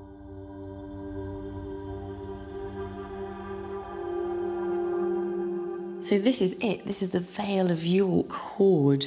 It was found 4 years ago by a father and son metal detecting team.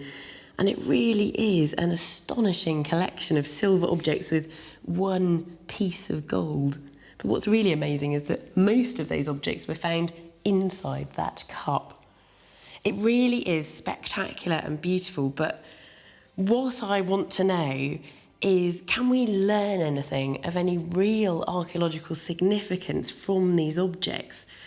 And given what we know about this period of history in this area, might we be able to get an idea of the person who had this sort of wealth in their possession? The hoard comprises 617 coins and 67 pieces of silver, including items of jewellery, all objects which have a great deal to tell us about the Scandinavian world at the time of their burial. This cup is absolutely extraordinary, isn't it? Yeah, it's I think probably the finest thing in the hoard, all on its own. It's gilt silver cup, so it's silver and it's been gilded with gold. It was also decorated with niello, which is a kind of alloy that's black. So when this was first made, it would have been, if you think of a wasp, a kind of quite gaudy yellow and black contrast. So the detail would have showed up amazingly well. Would you like to hold it? I'd love to hold it. If you sit it in your hands, it kind of gives you a real good impression of what this might have been used for when it was originally made. It feels like a cup which wants to be passed on to somebody else.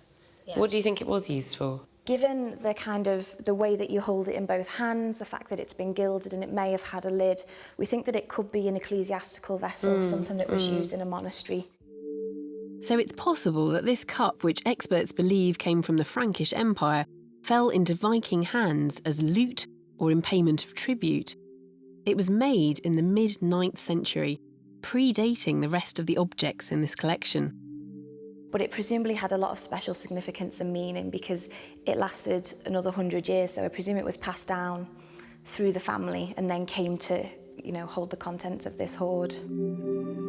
This object gives us a rare insight into the mindset of a Viking. As an heirloom, it connects him back to his adventuring ancestors and their ill-gotten gains. But not all of the items in this hoard had sentimental value. So what about these objects that were inside it then? Are these pieces of jewellery typically Viking in nature? They are, yes. This is by far the most spectacular. That's the only gold piece, isn't it? This is the only gold piece in the hoard. And if you'd like to hold it. Gosh, that's heavy. It is. It's quite a chunky thing. This single piece is a marker of extreme wealth. Finding gold in Viking hoards is exceptionally rare. Only someone of the highest social standing would have had access to it. And there are some complete items of jewellery, but then there seem to be a lot of pieces. This bit in particular, I mean, that just looks like a brooch or something that's been cut in half. And this is very typical of the way the Vikings did things. They had a lot of what we call hack silver. The Viking economy was based on the barter and exchange of silver. It was highly prized by the Vikings and valued by its weight and purity. Before being chopped up and used as currency, silver could be worn and transported as jewellery. This is what we call a penannular brooch. If you think of this as the terminal at one end, it would thin out, come in a big spiral, and then fatten out again at the other end. Right. And you would have a huge pin through the middle, and that would sit on your cloak to keep your cloak together. And this is a particularly beautiful example, I think. It's got these lovely little roundels and it's kind of this really delicate interlaced pattern. Yeah, and actually it's made of looks like little beasts, which are kind of chasing their tails around. Very popular in kind of Viking iconography, these little beasties. The Vikings travelled thousands of miles across vast, sweeping trade routes to get their silver. And some pieces within this hoard connect the Vikings here in Britain with trading centres as far away as the Islamic world. Well, that looks like Arabic script on there. It does. This is called a dirham, and it's Islamic coin. It really is? It is, and it comes from Afghanistan. Wow. So this is evidence of Vikings trading all the way over to the Middle East? Absolutely, yeah. One other coin here sheds light on the moment this hoard was buried. It's a coin of the English King Athelstan, minted in 927 AD, just after he captured York from the Vikings. And judging by the lack of wear on its surface, it was placed in the ground almost immediately.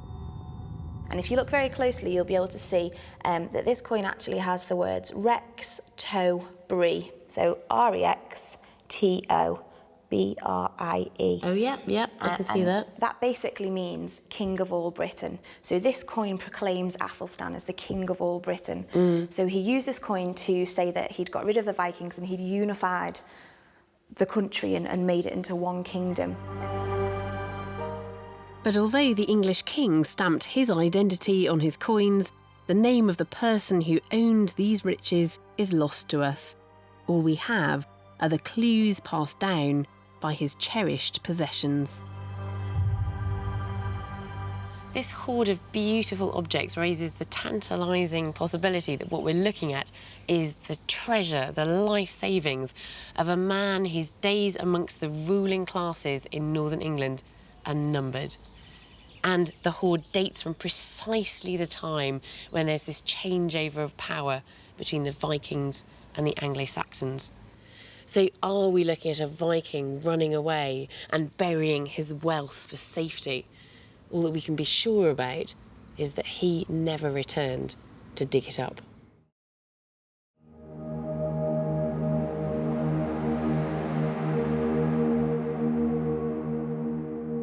Govan in Glasgow might seem like an unlikely place to come looking for Viking archaeology, but I'm here to see what is perhaps the most extensive collection of Norse artefacts from any Viking site anywhere in rural Britain. Now, these objects are not treasure, they are domestic items, things that Viking men and women would have used every day of their lives. And they're also at the beginning of their story because they've been excavated, but the examination, the interpretation of them is very much still a work in progress. So what I want to find out is the potential of this collection for helping us understand Viking everyday life. The actual material is fine, but as you see from the package... Beverly Ballin-Smith has a huge archaeological task ahead of her, the processing and recording of all the small finds from a site called the Udal in North Uist, the largest Norse settlement ever to have been excavated in the Western Isles. It was a monumental project which involved a dedicated group of volunteers who returned to dig again and again over a 30-year period starting in 1963. But the significance of the site is still only partially understood. I don't think I have ever seen so many bone needles, and I imagine we're just starting. So, you wanted to have a look at... that little poppy one? Yeah, sure. Can we take it out? Yeah. Want to? Oh, look at that. That's really lovely. What are these made of? I think that's a bird bone. It's pretty, isn't it? It's really lovely, yeah. There are hundreds of decorated bone pins here, perhaps a reflection of their value in everyday life as something to fix a Viking's hair in place or to fasten his cloak. That's fantastic. In a sense, all these are lost objects. Yes, things that have just dropped off people. Dropped off people and not... And they go, where did that go? And they've trod it into the mud, and then archaeologists find it centuries later. Wow. It's not unusual to find combs in a Viking settlement. They're commonplace personal objects. What's surprising about this collection, though, is the sheer number of them found on one site. Oh, that's fantastic. It's got a little animal on it. A little horse's head, I think. And I love these roundels, which are obviously kind of drilled into the bone. I think you look at things like this and you have this immediate contact with somebody who lived centuries ago and this was their comb. And you also know that you have the same kind of sensibilities that, you know, I quite like to have things that are nice. I like to have objects which aren't just functional, but actually which are quite attractive as well. Yes. The massive task of excavating this site and all the finds buried there was effectively the life's work of historian and archaeologist Ian Crawford. But unable to continue with his task due to ill health, it's now fallen to Beverley. But he ended up amassing a huge collection of finds that you're still looking through now. So he obviously became... what happened? Did he become overwhelmed with the amount he was finding? I've been there myself. When you work on a massive site with complicated stratigraphy. So he carried on digging. He produced interim reports for every year that he dug. But then there's the next stage of actually writing up and getting the information out to the public. And I think he was simply overwhelmed.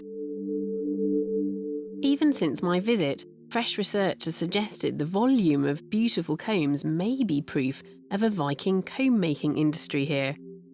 It reinforces just how important the research into the Udal will be in years to come.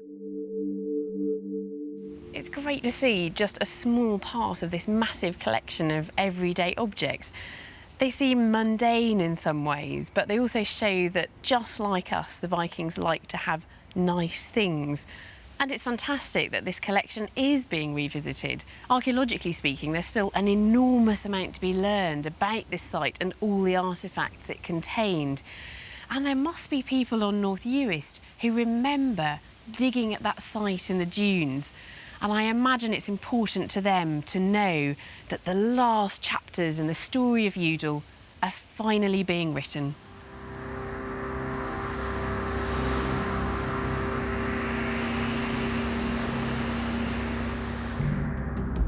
Off the northeastern shore of Scotland lie the islands of Orkney, colonised by the Vikings in the 9th century.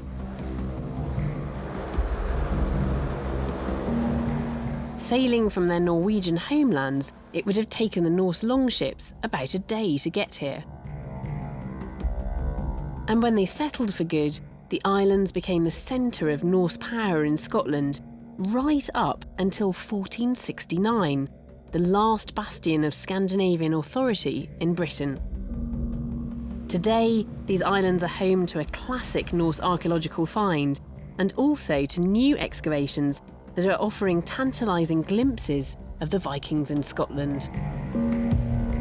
My first destination is the dig currently taking place in the east of Orkney's mainland, near its ancient capital, Kirkwall.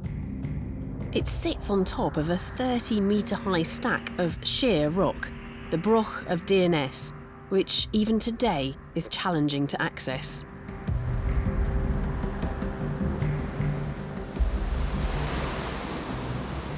This is such a wild place. There's nothing here but cliffs, sea and birds. And I'm walking up this path that I can't imagine was here 1,000 years ago. So I do wonder how people got across from the land there to the Broch. This is such an exposed place. It's a lovely day today, but imagine this on a rainy, windswept day. The Broch is totally exposed to the legendary Orcadian winds. What an extreme place to choose as your home. Whether coming from the mainland or from ships secured in a nearby bay, getting here can't have been straightforward. The old path up the Broch has disappeared into the sea. So we're now coming up through the original entrance to the site. Exactly. Can we go and have a look at of course we can. some of the archaeology that you're exploring? There was once a settlement of around 30 Viking houses up here, and Dr. James Barrett and his team are excavating one of them this season. So would this have been the original doorway? This is the original doorway of the phase that we're excavating right now. So there was a settlement here before the Vikings came, and the ground level at that point was at the top of that layer. And then the Viking Age houses were literally dug into the ground and lined with stone walls, what you see here. And then above that, at ground level, the rest of the house would have been built in turf and timber. It's likely that the Vikings dug their homes so deep into the ground to withstand the extreme winds that often blow here. And evidence of life inside one of those homes came to light during my visit. Oh, wow. Oh, my goodness. Right, so we're just going to come in here and That's just beautiful. It's moments like these that make archaeology so rewarding, discovering an unexpected find, a forgotten part of somebody's life. If you start cleaning off most of this loose around it.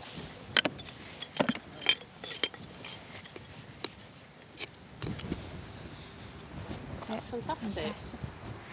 This is just brilliant. This is a Viking gaming board that was thrown away, that was thrown into this rubbish pit, this midden, that we've just found in the corner of the trench. And it's wonderful to hold something that was obviously a very personal object to somebody, something that they would have enjoyed using 1,000 years ago.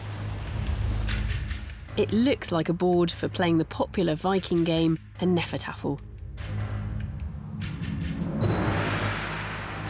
It's something that might have kept people occupied in place of looking after crops or farming animals, a task that would have been impossible up here.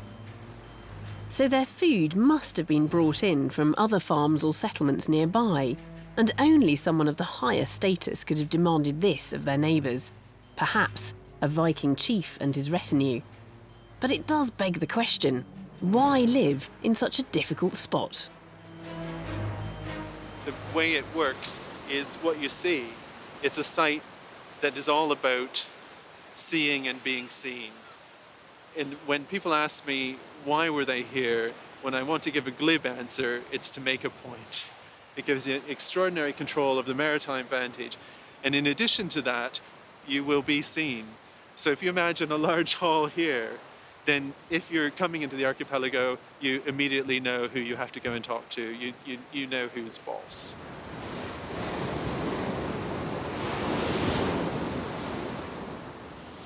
I am quite taken by this ancient cliff-top settlement. It seems such an extraordinary place to live, so wild and windy, with these crashing waves all around. The men and women who lived up here must have been very isolated in some ways, but on the other hand, they can't have survived here on their own. They depended on support from people living on mainland Orkney. But who were they? One of the reasons the Vikings seem so mysterious is that they left few written records in Britain. But it's wrong to think they didn't write. They used runes. And last year, James found a tiny bronze strip with a mysterious message etched into its surface. Professor John Hines examined it to see if he could make some sense of it. It takes quite a while getting used to it, but once you get your eye in to these things, you start seeing certain letters that we're familiar with. So if you look on it here, we've got, see that letter like that? That's fairly clear. Then there's a very clearly what we'd call an I, then another K, then we've got an U at the end of that. Some letters in the Scandinavian runic alphabet resemble our own, and others are more cryptic. To make it even more difficult, they changed over time, and experts continue to discover new letters and symbols. Unfortunately, going across all of the bits that I can read, I just cannot put enough together to form a coherent words and coherent strings of words. Interestingly, practically every mark that we've got on that we can identify as being the sort of things they were using as runes. They've abbreviated what they're writing, rather like people who are younger than me do when they send text messages and I try and work out what they're actually saying there.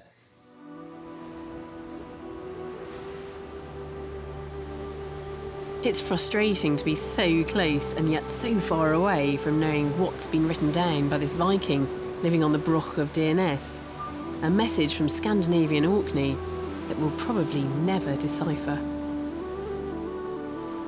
The Norse archaeology I've seen in Orkney has shown me some of the purest evidence of that culture, because when the Vikings came here, they transplanted their entire way of life from Norway. And this year's research has unearthed unexpected evidence of this Viking lifestyle, of how they settled and shaped our landscape as well as raiding here. Evidence like the ivory chessman, carved in a Norwegian workshop, tangible proof of a wealthy, forgotten kingdom. The buried life savings of a powerful Viking whose wealth connects us to vast trading empires.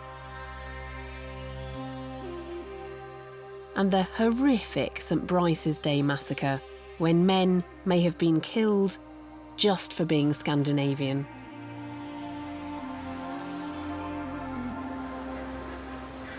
Through its invaders, Britain became firmly connected with the continent and beyond. And archaeology helps us understand how these outsiders came and enriched our culture and ended up becoming British. And so the digging continues.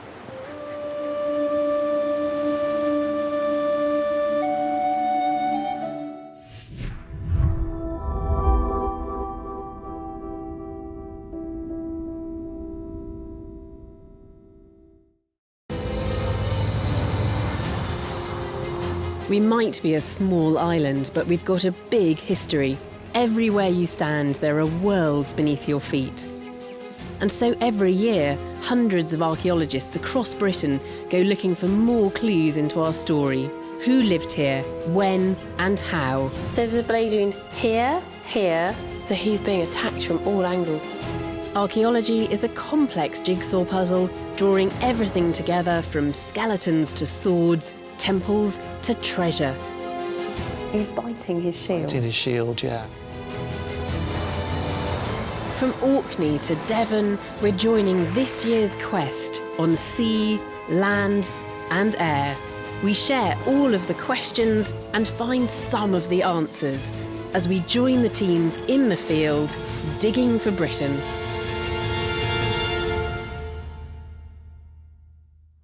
Our written history doesn't begin until the Roman invasion, but for about 2,500 years before that, the people of Britain living through the Bronze and the Iron Ages were producing beautiful, intricate pieces of metalwork, like this fantastic gold torque, which does suggest that the culture of prehistoric Britain was more sophisticated than we might sometimes imagine. Metal is at the heart of the ages of bronze and iron, but there's much more to pre-Roman Britain than that. This year's archaeology gives us incredible glimpses into a world that's unfamiliar, complex, and sometimes very strange. Like the Bronze Age skeletons changing our understanding of prehistoric death rituals. This is starting to look very strange indeed.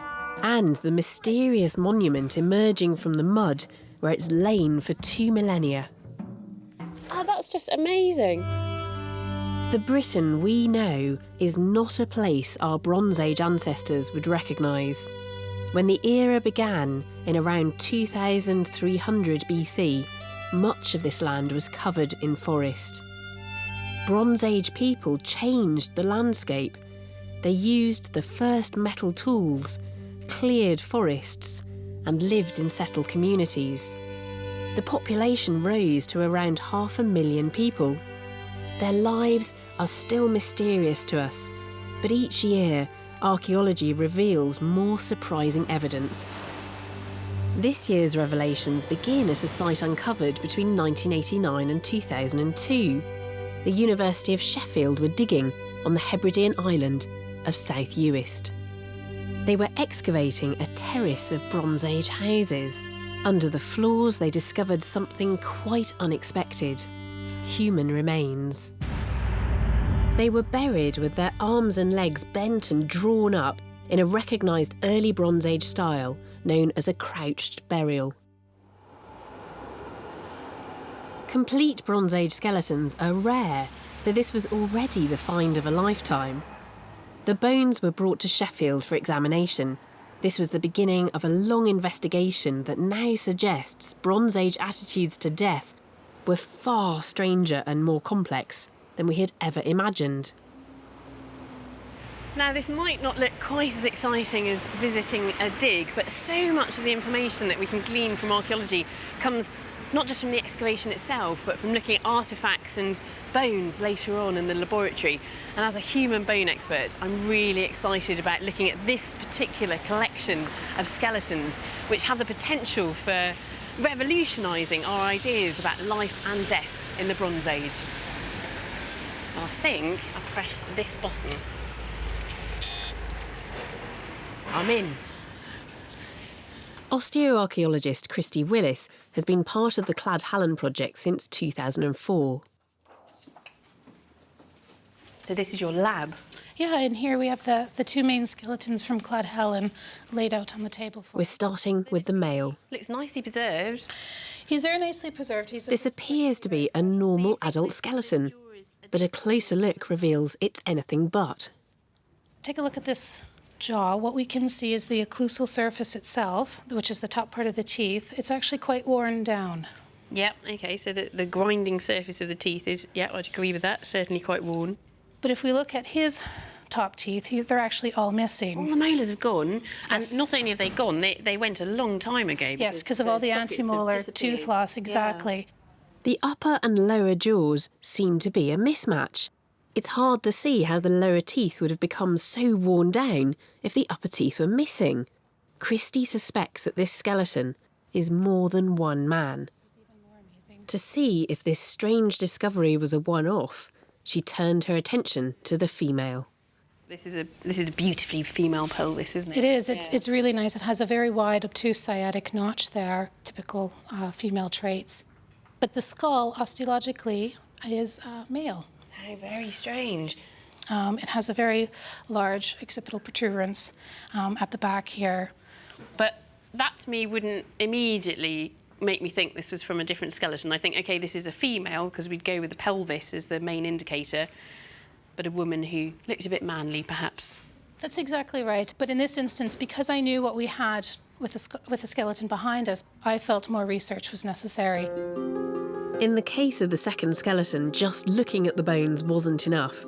To investigate whether it too was made up of more than one person, Christy arranged for some of the bones to be tested for DNA. And what were the results? We have 3 individuals here. This is starting to look very strange indeed. So Exactly. if there are 3 individuals, which bones belong to each individual? All right, so we have the male skull, and then we have a female pelvis. And then we have the humerus here has been tested, and that's a different individual again. That's giving a different aDNA haplotype reading. Right. Close examination suggests that both these skeletons are made up of the bones of at least 3 different people. As far as the team knows, these are the first examples of complete British Bronze Age skeletons constructed from the remains of multiple individuals. But this extraordinary discovery is only part of the Clad Hallen mystery. For the next stage of the investigation, I've come to meet Professor Mike Parker-Pearson. He's one of Britain's foremost experts on both the Bronze Age and on burial archaeology. So I'm delighted to be meeting him to talk about those very odd Clad Hallen burials. Mike asked his team to take their examination inside the bones. Normally, once bacteria have moved in, decay spreads through the skeleton. Sections of the Cladhallen bones, though, revealed that this process had suddenly halted. So what we've got is actually decay starting, but instead of reaching out through the whole bone, it's being stopped. And that's the really exciting thing, because that's one of the key indicators that we're looking at preservation of soft tissue at some time soon after death. The evidence suggested that the Cladhallen bodies had not decayed normally. The bones were found buried in shell sand, but looked as though they'd been in a much more acidic environment. The environment of South Uist includes acidic peat bogs. The preservative qualities of peat prevent decay in organic material like human tissue. Mike's final conclusion was extraordinary. The Cladhallen bodies had been deliberately put into peat for long enough to mummify them. His team had discovered Britain's first Bronze Age mummies. So you were surprised? To put it mildly. If anyone had asked me, I would have just dismissed it and said, complete fantasy. Yeah. And even when we came up with our results initially, some people were very sceptical. But the great thing is, we've had many years now to actually work on this and demonstrate it beyond doubt. Mike doesn't believe the mummies were buried immediately, but rather kept above ground to play a part in society. The whole point is that you mummify because you actually want the mummies to continue to play a role among the living. The mummies may have been made into composites of different individuals, either long before or immediately prior to burial. Mike thinks they could have been used as ancestor figures, perhaps to provide the community with advice. This is actually them figuring out what happens when you die. It isn't the end, there's something beyond, but it's also a series of quite complicated states of being. Alive, not quite alive, and finally fully dead. This investigation is still unfolding. It seems unlikely that the people of South Uist were alone in making mummies. So Mike's asked his team to begin to examine bone sections from some of Britain's other crouched burials. One of the first comes from Cambridgeshire, far from the Hebrides. Analysis of the bone's interior revealed that decay had started and then stopped. A very similar pattern to the Cladhallen mummies.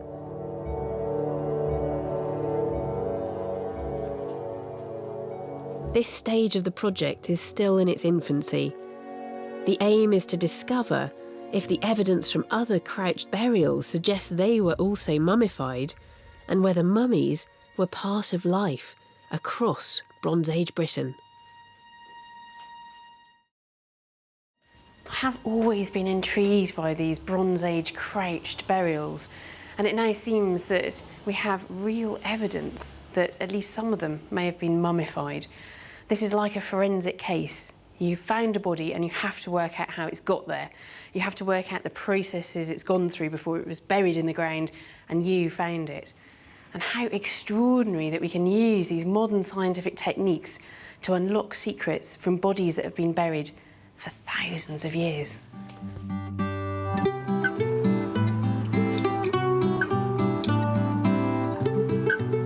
Bronze Age people altered their landscape by building permanent settlements, but their Britain was still much wilder than ours.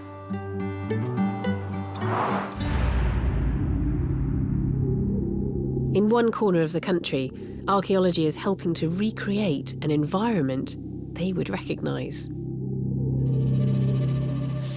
This might look like the surface of Mars, but in fact, I'm in the middle of the Cambridgeshire countryside, and this is a massive quarry providing gravel for the construction industry. Not long ago, this was farmland. But before that, this landscape was part of the Cambridgeshire wetlands. In prehistory, these wetlands supported both people and wildlife. quarrying began in 1997. Once the quarrying is over, the level of the land here will really be too low to make it useful for agriculture. But that is very good news for the wildlife, because this whole area will be returned to wetland, so a very similar environment to what was here in the Bronze Age.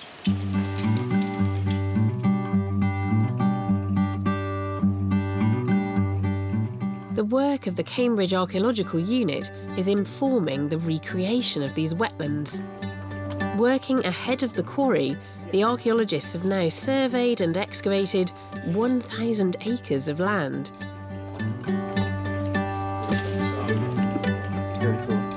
The evidence they've uncovered shows us how our prehistoric ancestors used their environment to survive.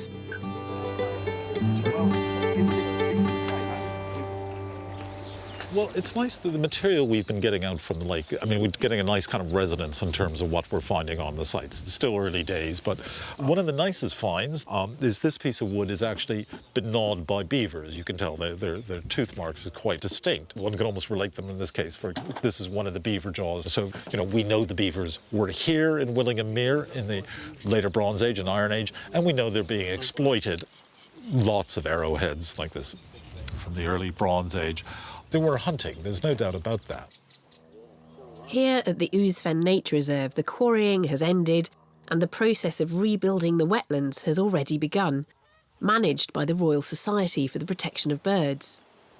Further archaeological discoveries show that beavers share this landscape with creatures so exotic we'd never imagine them living in Britain.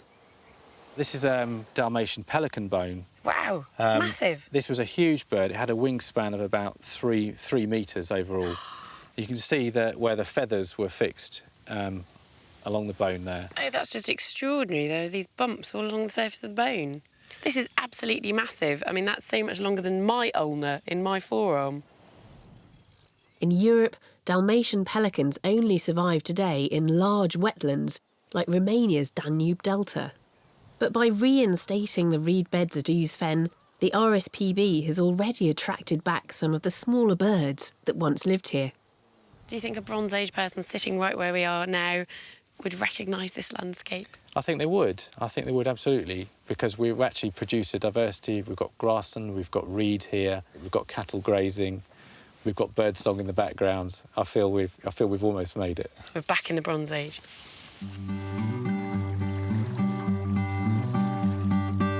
The Cambridge team will be digging ahead of the quarry for many more years. Their excavations have produced tens of thousands of finds, helping to build up a detailed picture of everyday life right back through the Bronze Age. Each object has to be carefully cleaned and catalogued. This huge task belongs to find supervisor Dr. Jason Hawkes. It's simply a matter of just very gently probing any obvious areas of surfaced dirt. So there we are. It's a very slow, painstaking process. Oh, there's little bits of it.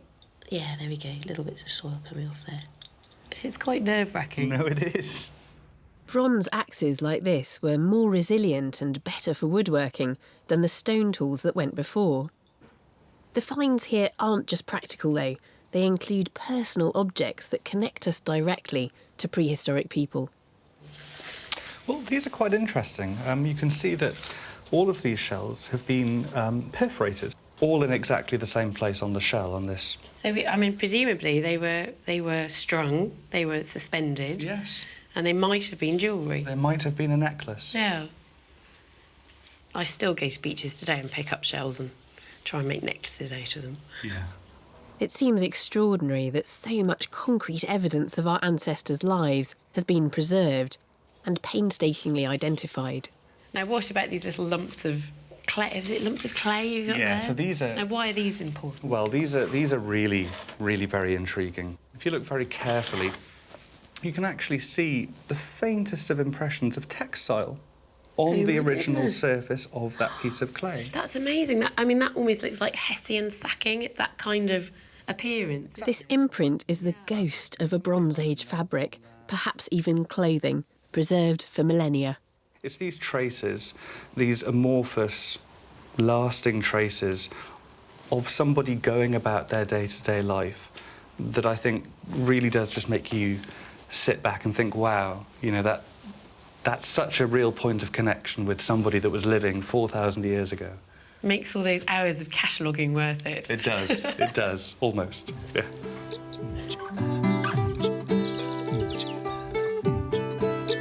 The excavations here have revealed evidence not only of the people who lived here during prehistoric times, but of an entire vanished world.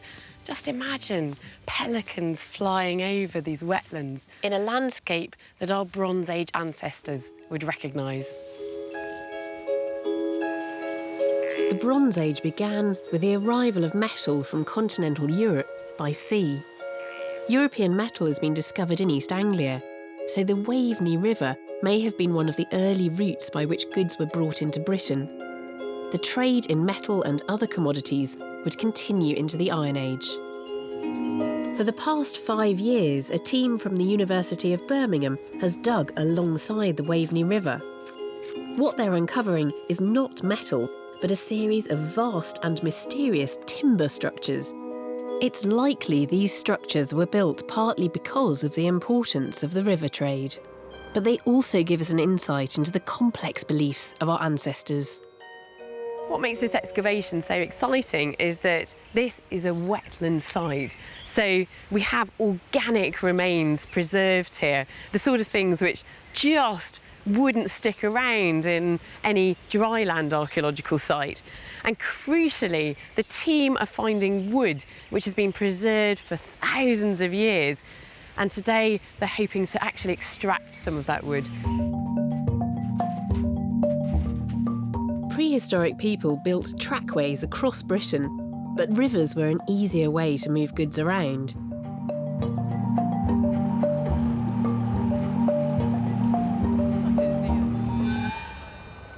Dr. Henry Chapman is taking me to the site by this ancient route.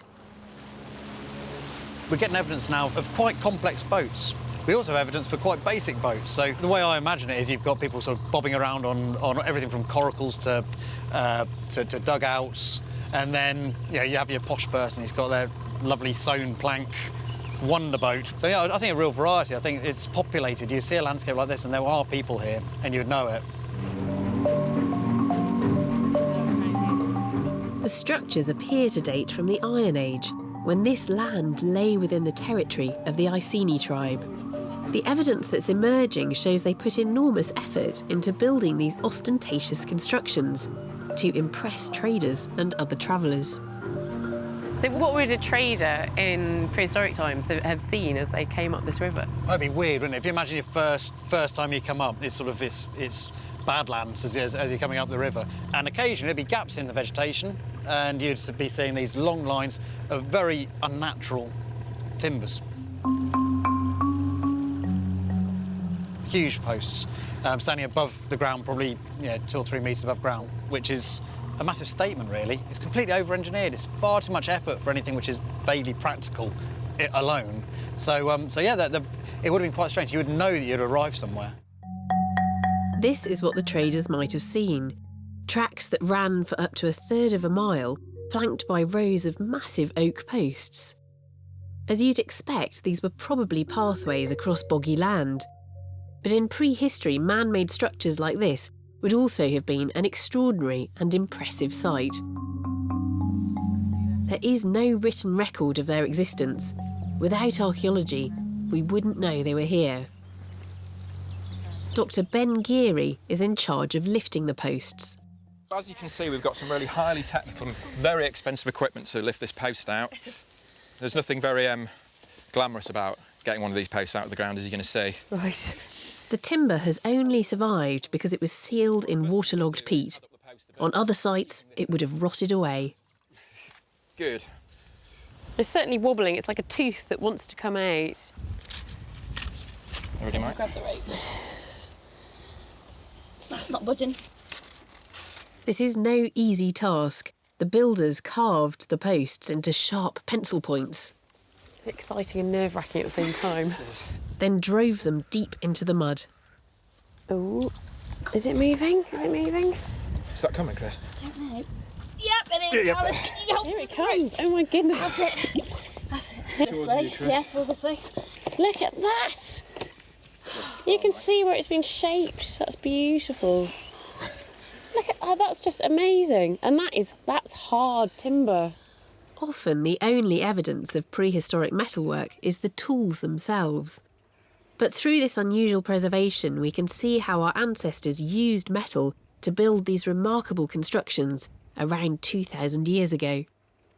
It's just amazing how fresh this looks, and because it's worked in a fairly crude way, you can identify individual axe marks on it. Yeah, I mean, you can see this, if you like, sort of individual moments in time, you know, that process, and you can see in your mind's eye, or I can see in my mind's eye at least, you know, you can see someone sort of crouched over the wood, you know, working away with a tool, and that's why wetland sites are you know, really so important, because you see that human detail in the nature of the tool marks and the woodworking. The evidence the team have uncovered suggests that these structures were made up of hundreds of posts. And it tells us how our ancestors used metal tools to transform the natural landscape into a man-made environment that was a statement of territory and identity. I can just imagine this field as a prehistoric construction site. They would have cleared any trees that were in their way and then hauled in these massive pieces of timber. You can imagine the sounds of the metal axes ringing out and instructions being shouted. So this was a massive undertaking. It would have required the efforts of the entire community. Many different goods were traded in prehistory, but metal had a particular importance. To gain a deeper understanding of our ancestors' minds, we need to know why metal was so much more than just a material for making tools. Norwich Museum have lent us some Bronze Age metal objects discovered in East Anglia. One of my favourites here is this lovely axe, this early Bronze Age axe, which was, it's not a native design. So where might that have come from? It's from Germany, so it's imported, so we know there's trade going on, and we know that people who are living in this area were, from the early Bronze Age, at least trading with continental Europe. In the Bronze Age, people used metal to express status. Its value was as much symbolic as practical. You look at this beautiful torque. This material, the actual gold, probably comes from Ireland. It could be imported as a raw material, or it could be as a finished object. That's beautiful. There is something weird going on with metal during this time, isn't there? Well, a lot of things are being traded, but metal's just really special. It requires a weird understanding of technology and sort of alchemy almost to actually create something from a rock. It must have seemed like such a magical thing to be able to extract this kind of very different material from stone. No, absolutely, and I think it's also unlike anything you can create naturally. It seems that Bronze and Iron Age people believed that metal had otherworldly qualities. They used metal objects like these to make religious offerings, often burying them near water or placing them directly in it. Henry thinks that water was spiritually significant. Water is special. It's neither this world or a different world. And the surface of the water is kind of a metaphor for it. So you can see through it, sort of, and as you deposit something, you can sort of see it go into this other world and become hidden beneath the peat. And I think that's probably quite a sort of magical process. Metal had multiple values. Henry believes the same is true for those vast timber monuments. They were stunning structures to impress traders, practical pathways, and spiritual gathering places by the river. Water was really important to those prehistoric people in a way that it's really difficult to get at and properly understand. We know that they put offerings very deliberately into water. And here we are as modern archaeologists looking at a site where water is helping us get in touch with our ancestors. It's the very nature of the waterlogged, peaty soil which preserves their wooden constructions so brilliantly. The Bronze Age became the Iron Age in about 700 BC. Iron was stronger than bronze. With iron-tipped ploughs, heavy soil could be cultivated. Our ancestors used this new metal to create more farmland, turning Britain into an increasingly man-made landscape. Archaeology shows there were 3 big sources of iron: the Forest of Dean in Gloucestershire, the Weald in Kent, and the Jurassic Ridge of Leicestershire.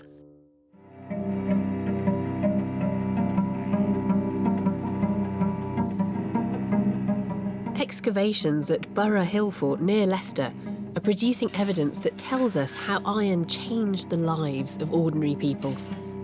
Antiquarians and archaeologists have been studying hill forts for at least 150 years.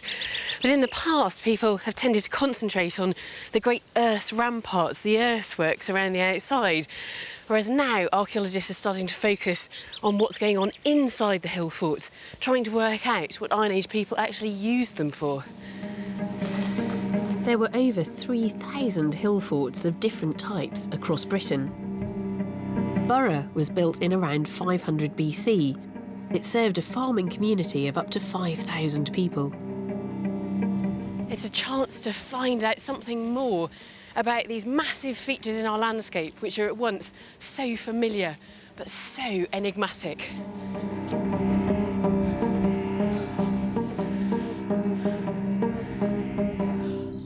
The excavation is being run by the University of Leicester. John Thomas is digging what's been called a guard's chamber, perhaps used to control access to the fort entrance. In the Iron Age, it would have looked very different. You've got 2 massive stone-built walls coming all the way in, so it would have been a very imposing entrance passage. Yeah. What we've found here, So this is the wall here, the very is it? base of the wall. Yeah. You can see really nice, nice facing stones here, dry stone wall. But originally, we think that this wall would have stood at least as high as this. Right up there? If not higher. And then, really? then with a timber palisade on top. Yeah. It's just fantastic revealing it, isn't it? Because you suddenly realise that underneath all these smoothed contours, when this was new, it would have been much more angular. It would have looked like a medieval castle. Yeah, upright, imposing and very showy. Just like a medieval castle, Borough would have towered over the landscape, a safe haven in times of trouble. But the artefacts John and the team have uncovered make it clear that the hill fort played a much wider role for the community than just this. We're getting some idea of the types of things that happened in here.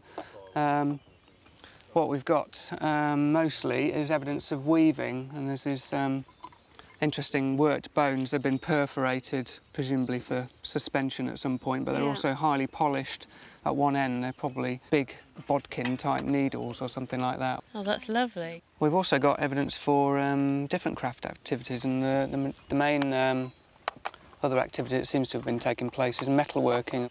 We've got this fantastic punch here. Somebody would have been hammering the end to punch holes through sheet metal, that kind of thing. Well, I think that would have been pretty effective. I reckon so. You don't expect to find metalworking in a guard's chamber, but this new evidence suggests that in times of peace, this was a workshop providing tools for the community. Right, so what are we doing, just cleaning? Yeah, just sort of troweling back gently. This excavation will run every summer for 5 years, allowing the archaeologists to build a more complete picture of how our ancestors used hill forts. Just outside the ramparts, they're digging a group of roundhouses where some of Borough's farming families may have lived. This would have been a big roundhouse, wouldn't it? Oh, yeah. I mean, the interior of this building is about 8.5, nearly 9 metres across. How many people do you think would have lived in a building like this? We're probably looking at a situation of a single extended family, so anywhere between half a dozen and perhaps 15 people could quite easily live in a house of this size. With iron tools, Britain could produce more food. By the end of the Iron Age, archaeologists believe the population had grown to around 1 million. The team have discovered several rotary quernstones for grinding flour. Iron helped make them more efficient than simple Bronze Age querns. So this is an absolutely wonderful thing and a great bit of technology. This spigot is the key. Hole drilled in the bottom stone, iron spike, which centres the top stone over it.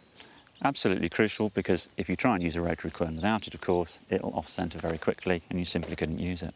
They've also discovered an iron blade. Simple tools like this transformed agriculture. It's a very nice piece. So what might the handle have been made of? Possibly wooden handle, bone, but also antler. The idea with the blade is, of course, you can then sit the handle in Slot it in. and the rivet holds it into place. It almost feels like it's some kind of industrial revolution that, you know, they've discovered this fantastic new hard metal, and then they're just thinking, well, what on earth could we do with it? That certainly seems to be the case, although it certainly doesn't happen overnight. This is really more about increasing and improving agricultural innovations associated with the arable harvest and with feeding that ever-increasing population. I think that by the time we get to the Iron Age, we still see some aspects of life that seem very foreign to us. But on the other hand, there are things, and particularly the objects they were using on a day-to-day basis, that seem very familiar. And that's because they have this new material that we know from our lives. Here's an iron knife blade. Now, this is a familiar object to us. It's not a world away from the knife you're using to eat your dinner with.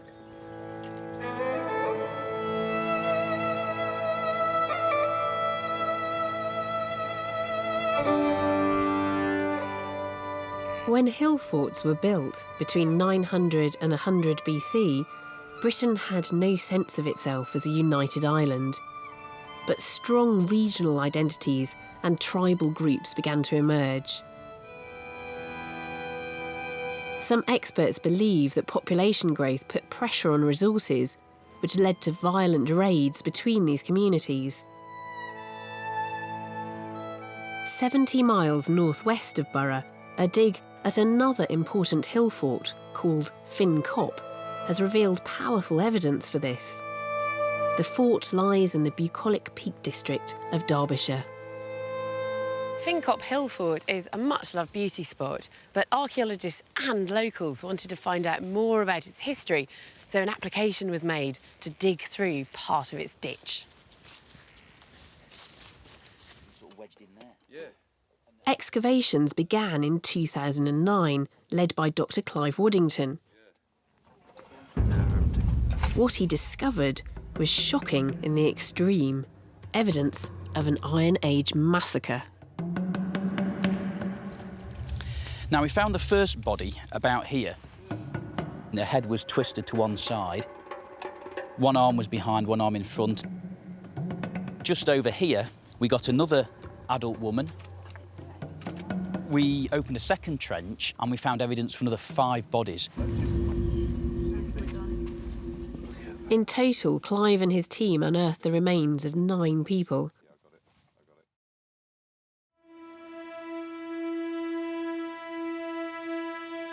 To piece together a fuller picture of what happened at Finn Cop, the next stage was a thorough examination of those skeletons.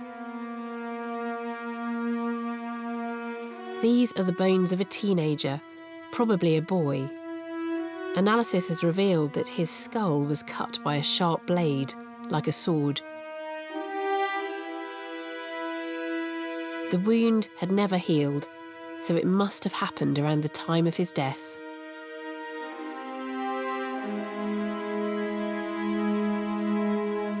Other members of the group also show signs of similar injuries. This is the body of an adult woman. She's about 20 to 30 years old. And she's quite interesting because on her left cuneiform, which is a foot bone, we can see this really quite clear cut mark caused by a sharp-bladed instrument. So this would have been from the inside of the foot. Quite an unusual injury, but it's possible that she was running away with her leg trailing and that they've caught her on the back of her foot, or well, the inside of her foot as she's been running. After the group came under attack, their bodies were hurled into the ditch of the fort and the stone ramparts thrown down on top of them. The group includes 4 tiny babies, 2 so young they may have still been in the womb, the others aged 8 to 11 months. So this is one of the collarbones we can see here to give you some sense of size of it. So really very small individuals. And these would have been dispatched as well, along with the adults.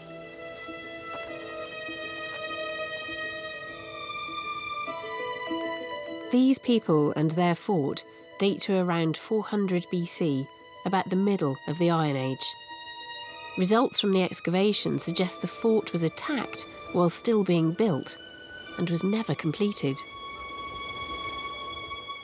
The motivation for building this fort is something that we can only guess at, but the fact that it was unfinished and that the fort was attacked really quite quickly after they'd started building it does suggest that it was being thrown up quickly in advance of a threat that they perceived was coming their way.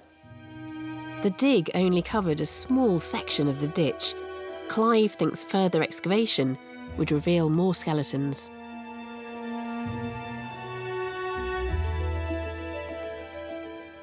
Hill forts played multiple roles as expressions of prestige and as gathering places for the community. But the evidence from a place like Fincop also reminds us that they were defensive and that violence was a part of Iron Age life.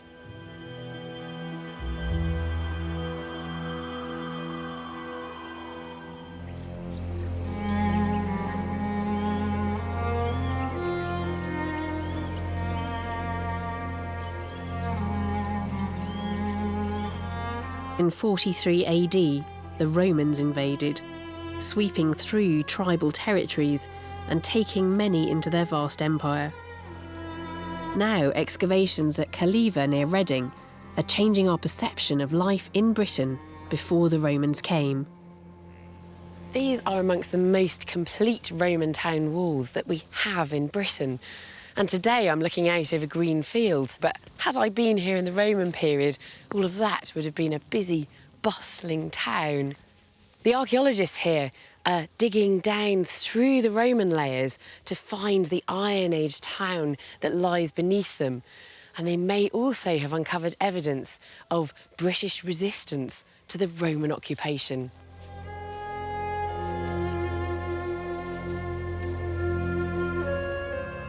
Caliva was built in the 1st century BC, perhaps 100 years before the Roman invasion. The University of Reading has been excavating here since the 1970s. This year, 250 archaeologists, students and volunteers are on site for 6 weeks. This is excavation on a grand scale, but some of the most exciting finds are absolutely tiny. Lisa Lodwick runs the team that processes all of the samples coming out of Caliva's wells. We're ready to go, so now we just need to turn the pump on. This flotation tank is designed to pick up minuscule organic remains like plant seeds, which would never be spotted in normal excavation. As we break up the sample, hopefully more bits will come to the surface. What's that there? Is that something? I think that's a grain. It looks maybe like, if you're very careful. Yeah, I think that looks probably like a barley grain. Really? I think so. How fantastic. Yeah. I think it's kind of micro-archaeology. Yeah, isn't it? definitely. Lisa specialises in archaeobotany, and she's been working on the Iron Age samples emerging from this site for 2 years. By collecting and analysing plant remains, she can begin to work out what the ancient Calivans were eating. This work has produced some quite unexpected results. These are dated to about AD 30 to AD 43. So we've got a seed of coriander. Ow. And a few seeds of celery. So pre-Roman coriander. Basically. Yeah. And yeah, these are really exciting because they're now the earliest records of these in the country. In the whole of the UK? Basically, yeah. That's just brilliant. So it is interesting, isn't it? I mean, there are all these plants that we think only reached Britain when the Romans arrived. But actually they got here a few decades before. Yeah. And see if we can get anything else, really. Gravel. A lot of household waste ended up in the town wells. So this process picks up all sorts of small but important finds. Oh, So I missed that. Come to recognise all the small bits work. Oh, look at this bit. Oh, wow. Oh, that's fantastic. It's got a really beautiful pattern on it. Can you see these lines, these grooves, and then there's a kind of zigzag pattern just punched into it. That's really pretty. It's a tiny little fragment that's been missed in the excavation, but then it's picked up through wet sieving.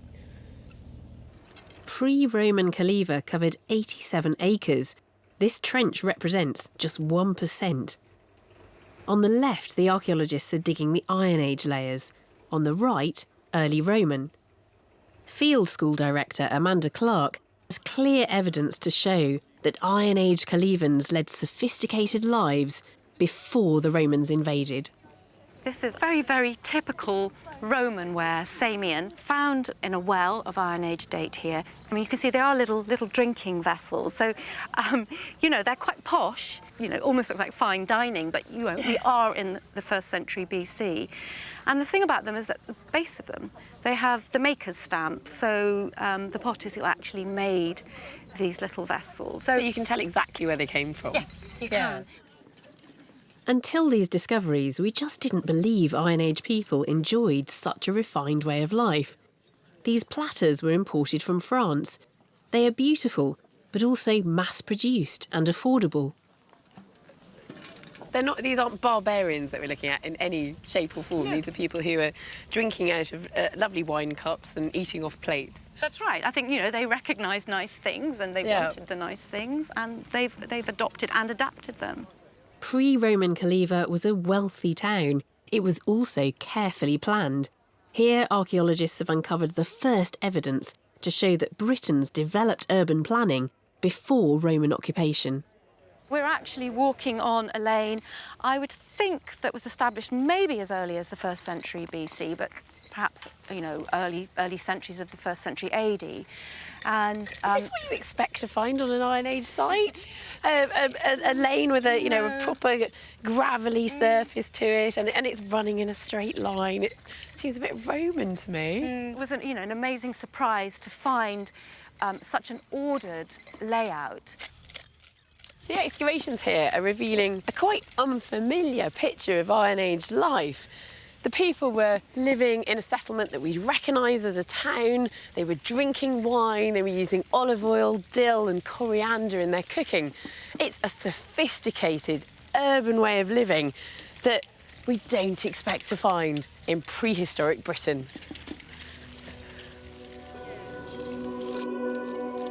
No medieval or modern town was ever built over Caliva, which gives the archaeologists an unusually clear opportunity to look at interaction between the Iron Age and Roman layers. They're uncovering tantalising evidence that suggests Caliva may have witnessed conflict between Romans and Britons. Professor Mike Fulford runs the excavations here. He's taking me into the early layers of the Roman town. Roman records tell us that after invasion, the British chief Caratacus took them on at the famous Battle of Medway. It's the discovery of coins that may connect Caratacus to Caliva. We have some examples here. These tiny aren't they lovely? Coins. Can I pick them up? Yeah. Oh, they've got little eagles on. Yep. Are they eagles? Yes, eagles on the reverse. Those are gorgeous. Are they silver? And they're silver. Cara. The inscription reads Cara, thought to stand for Caratacus. Archaeologists use coins to plot the territories of Iron Age chiefs, and many of these coins have been found within a 25-mile radius of Caliva. It's pretty suggestive that this was Caratacus' stronghold, and it was one of the wealthiest places, a place to be where you get your tax, your tribute, and exercise your power. If Caratacus was using Caliva as a stronghold, the Romans may have been keen to throw him out and to stamp their authority on the town. In the early Roman streets, the team is now finding metal artefacts that indicate a possible Roman military occupation. This emerged last week. It's a little point. Little catapult bolt.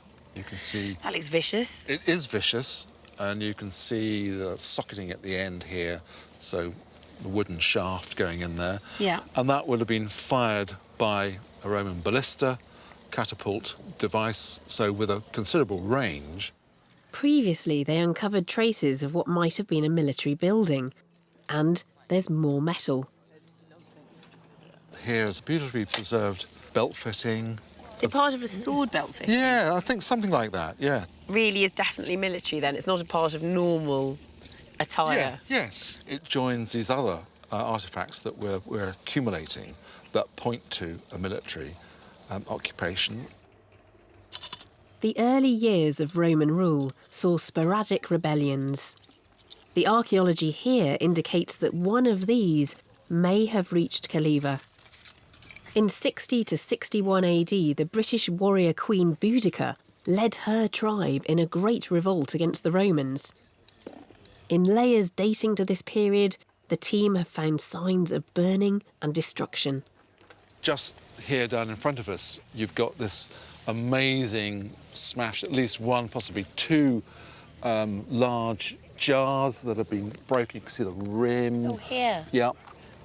More rim to your left. And it's part of the debris of the destruction. Khaliva is likely to have been a newly Romanised town, a potential target for Boudica. The evidence from the burnt layer suggests that the town lay abandoned for up to 20 years around the time of her revolt. It's a remarkable period of history, isn't it? And I mean, this yes, must have been terrible. It must have been a terrible time you've for the lost people of Khaliva. everything. Lost everything. And, you know, there's no insurance. You just have to start again. When you say it like that and you say there was no insurance, you suddenly think, imagine having a house fire and not having insurance. Yeah. Everything's gone. Everything's gone.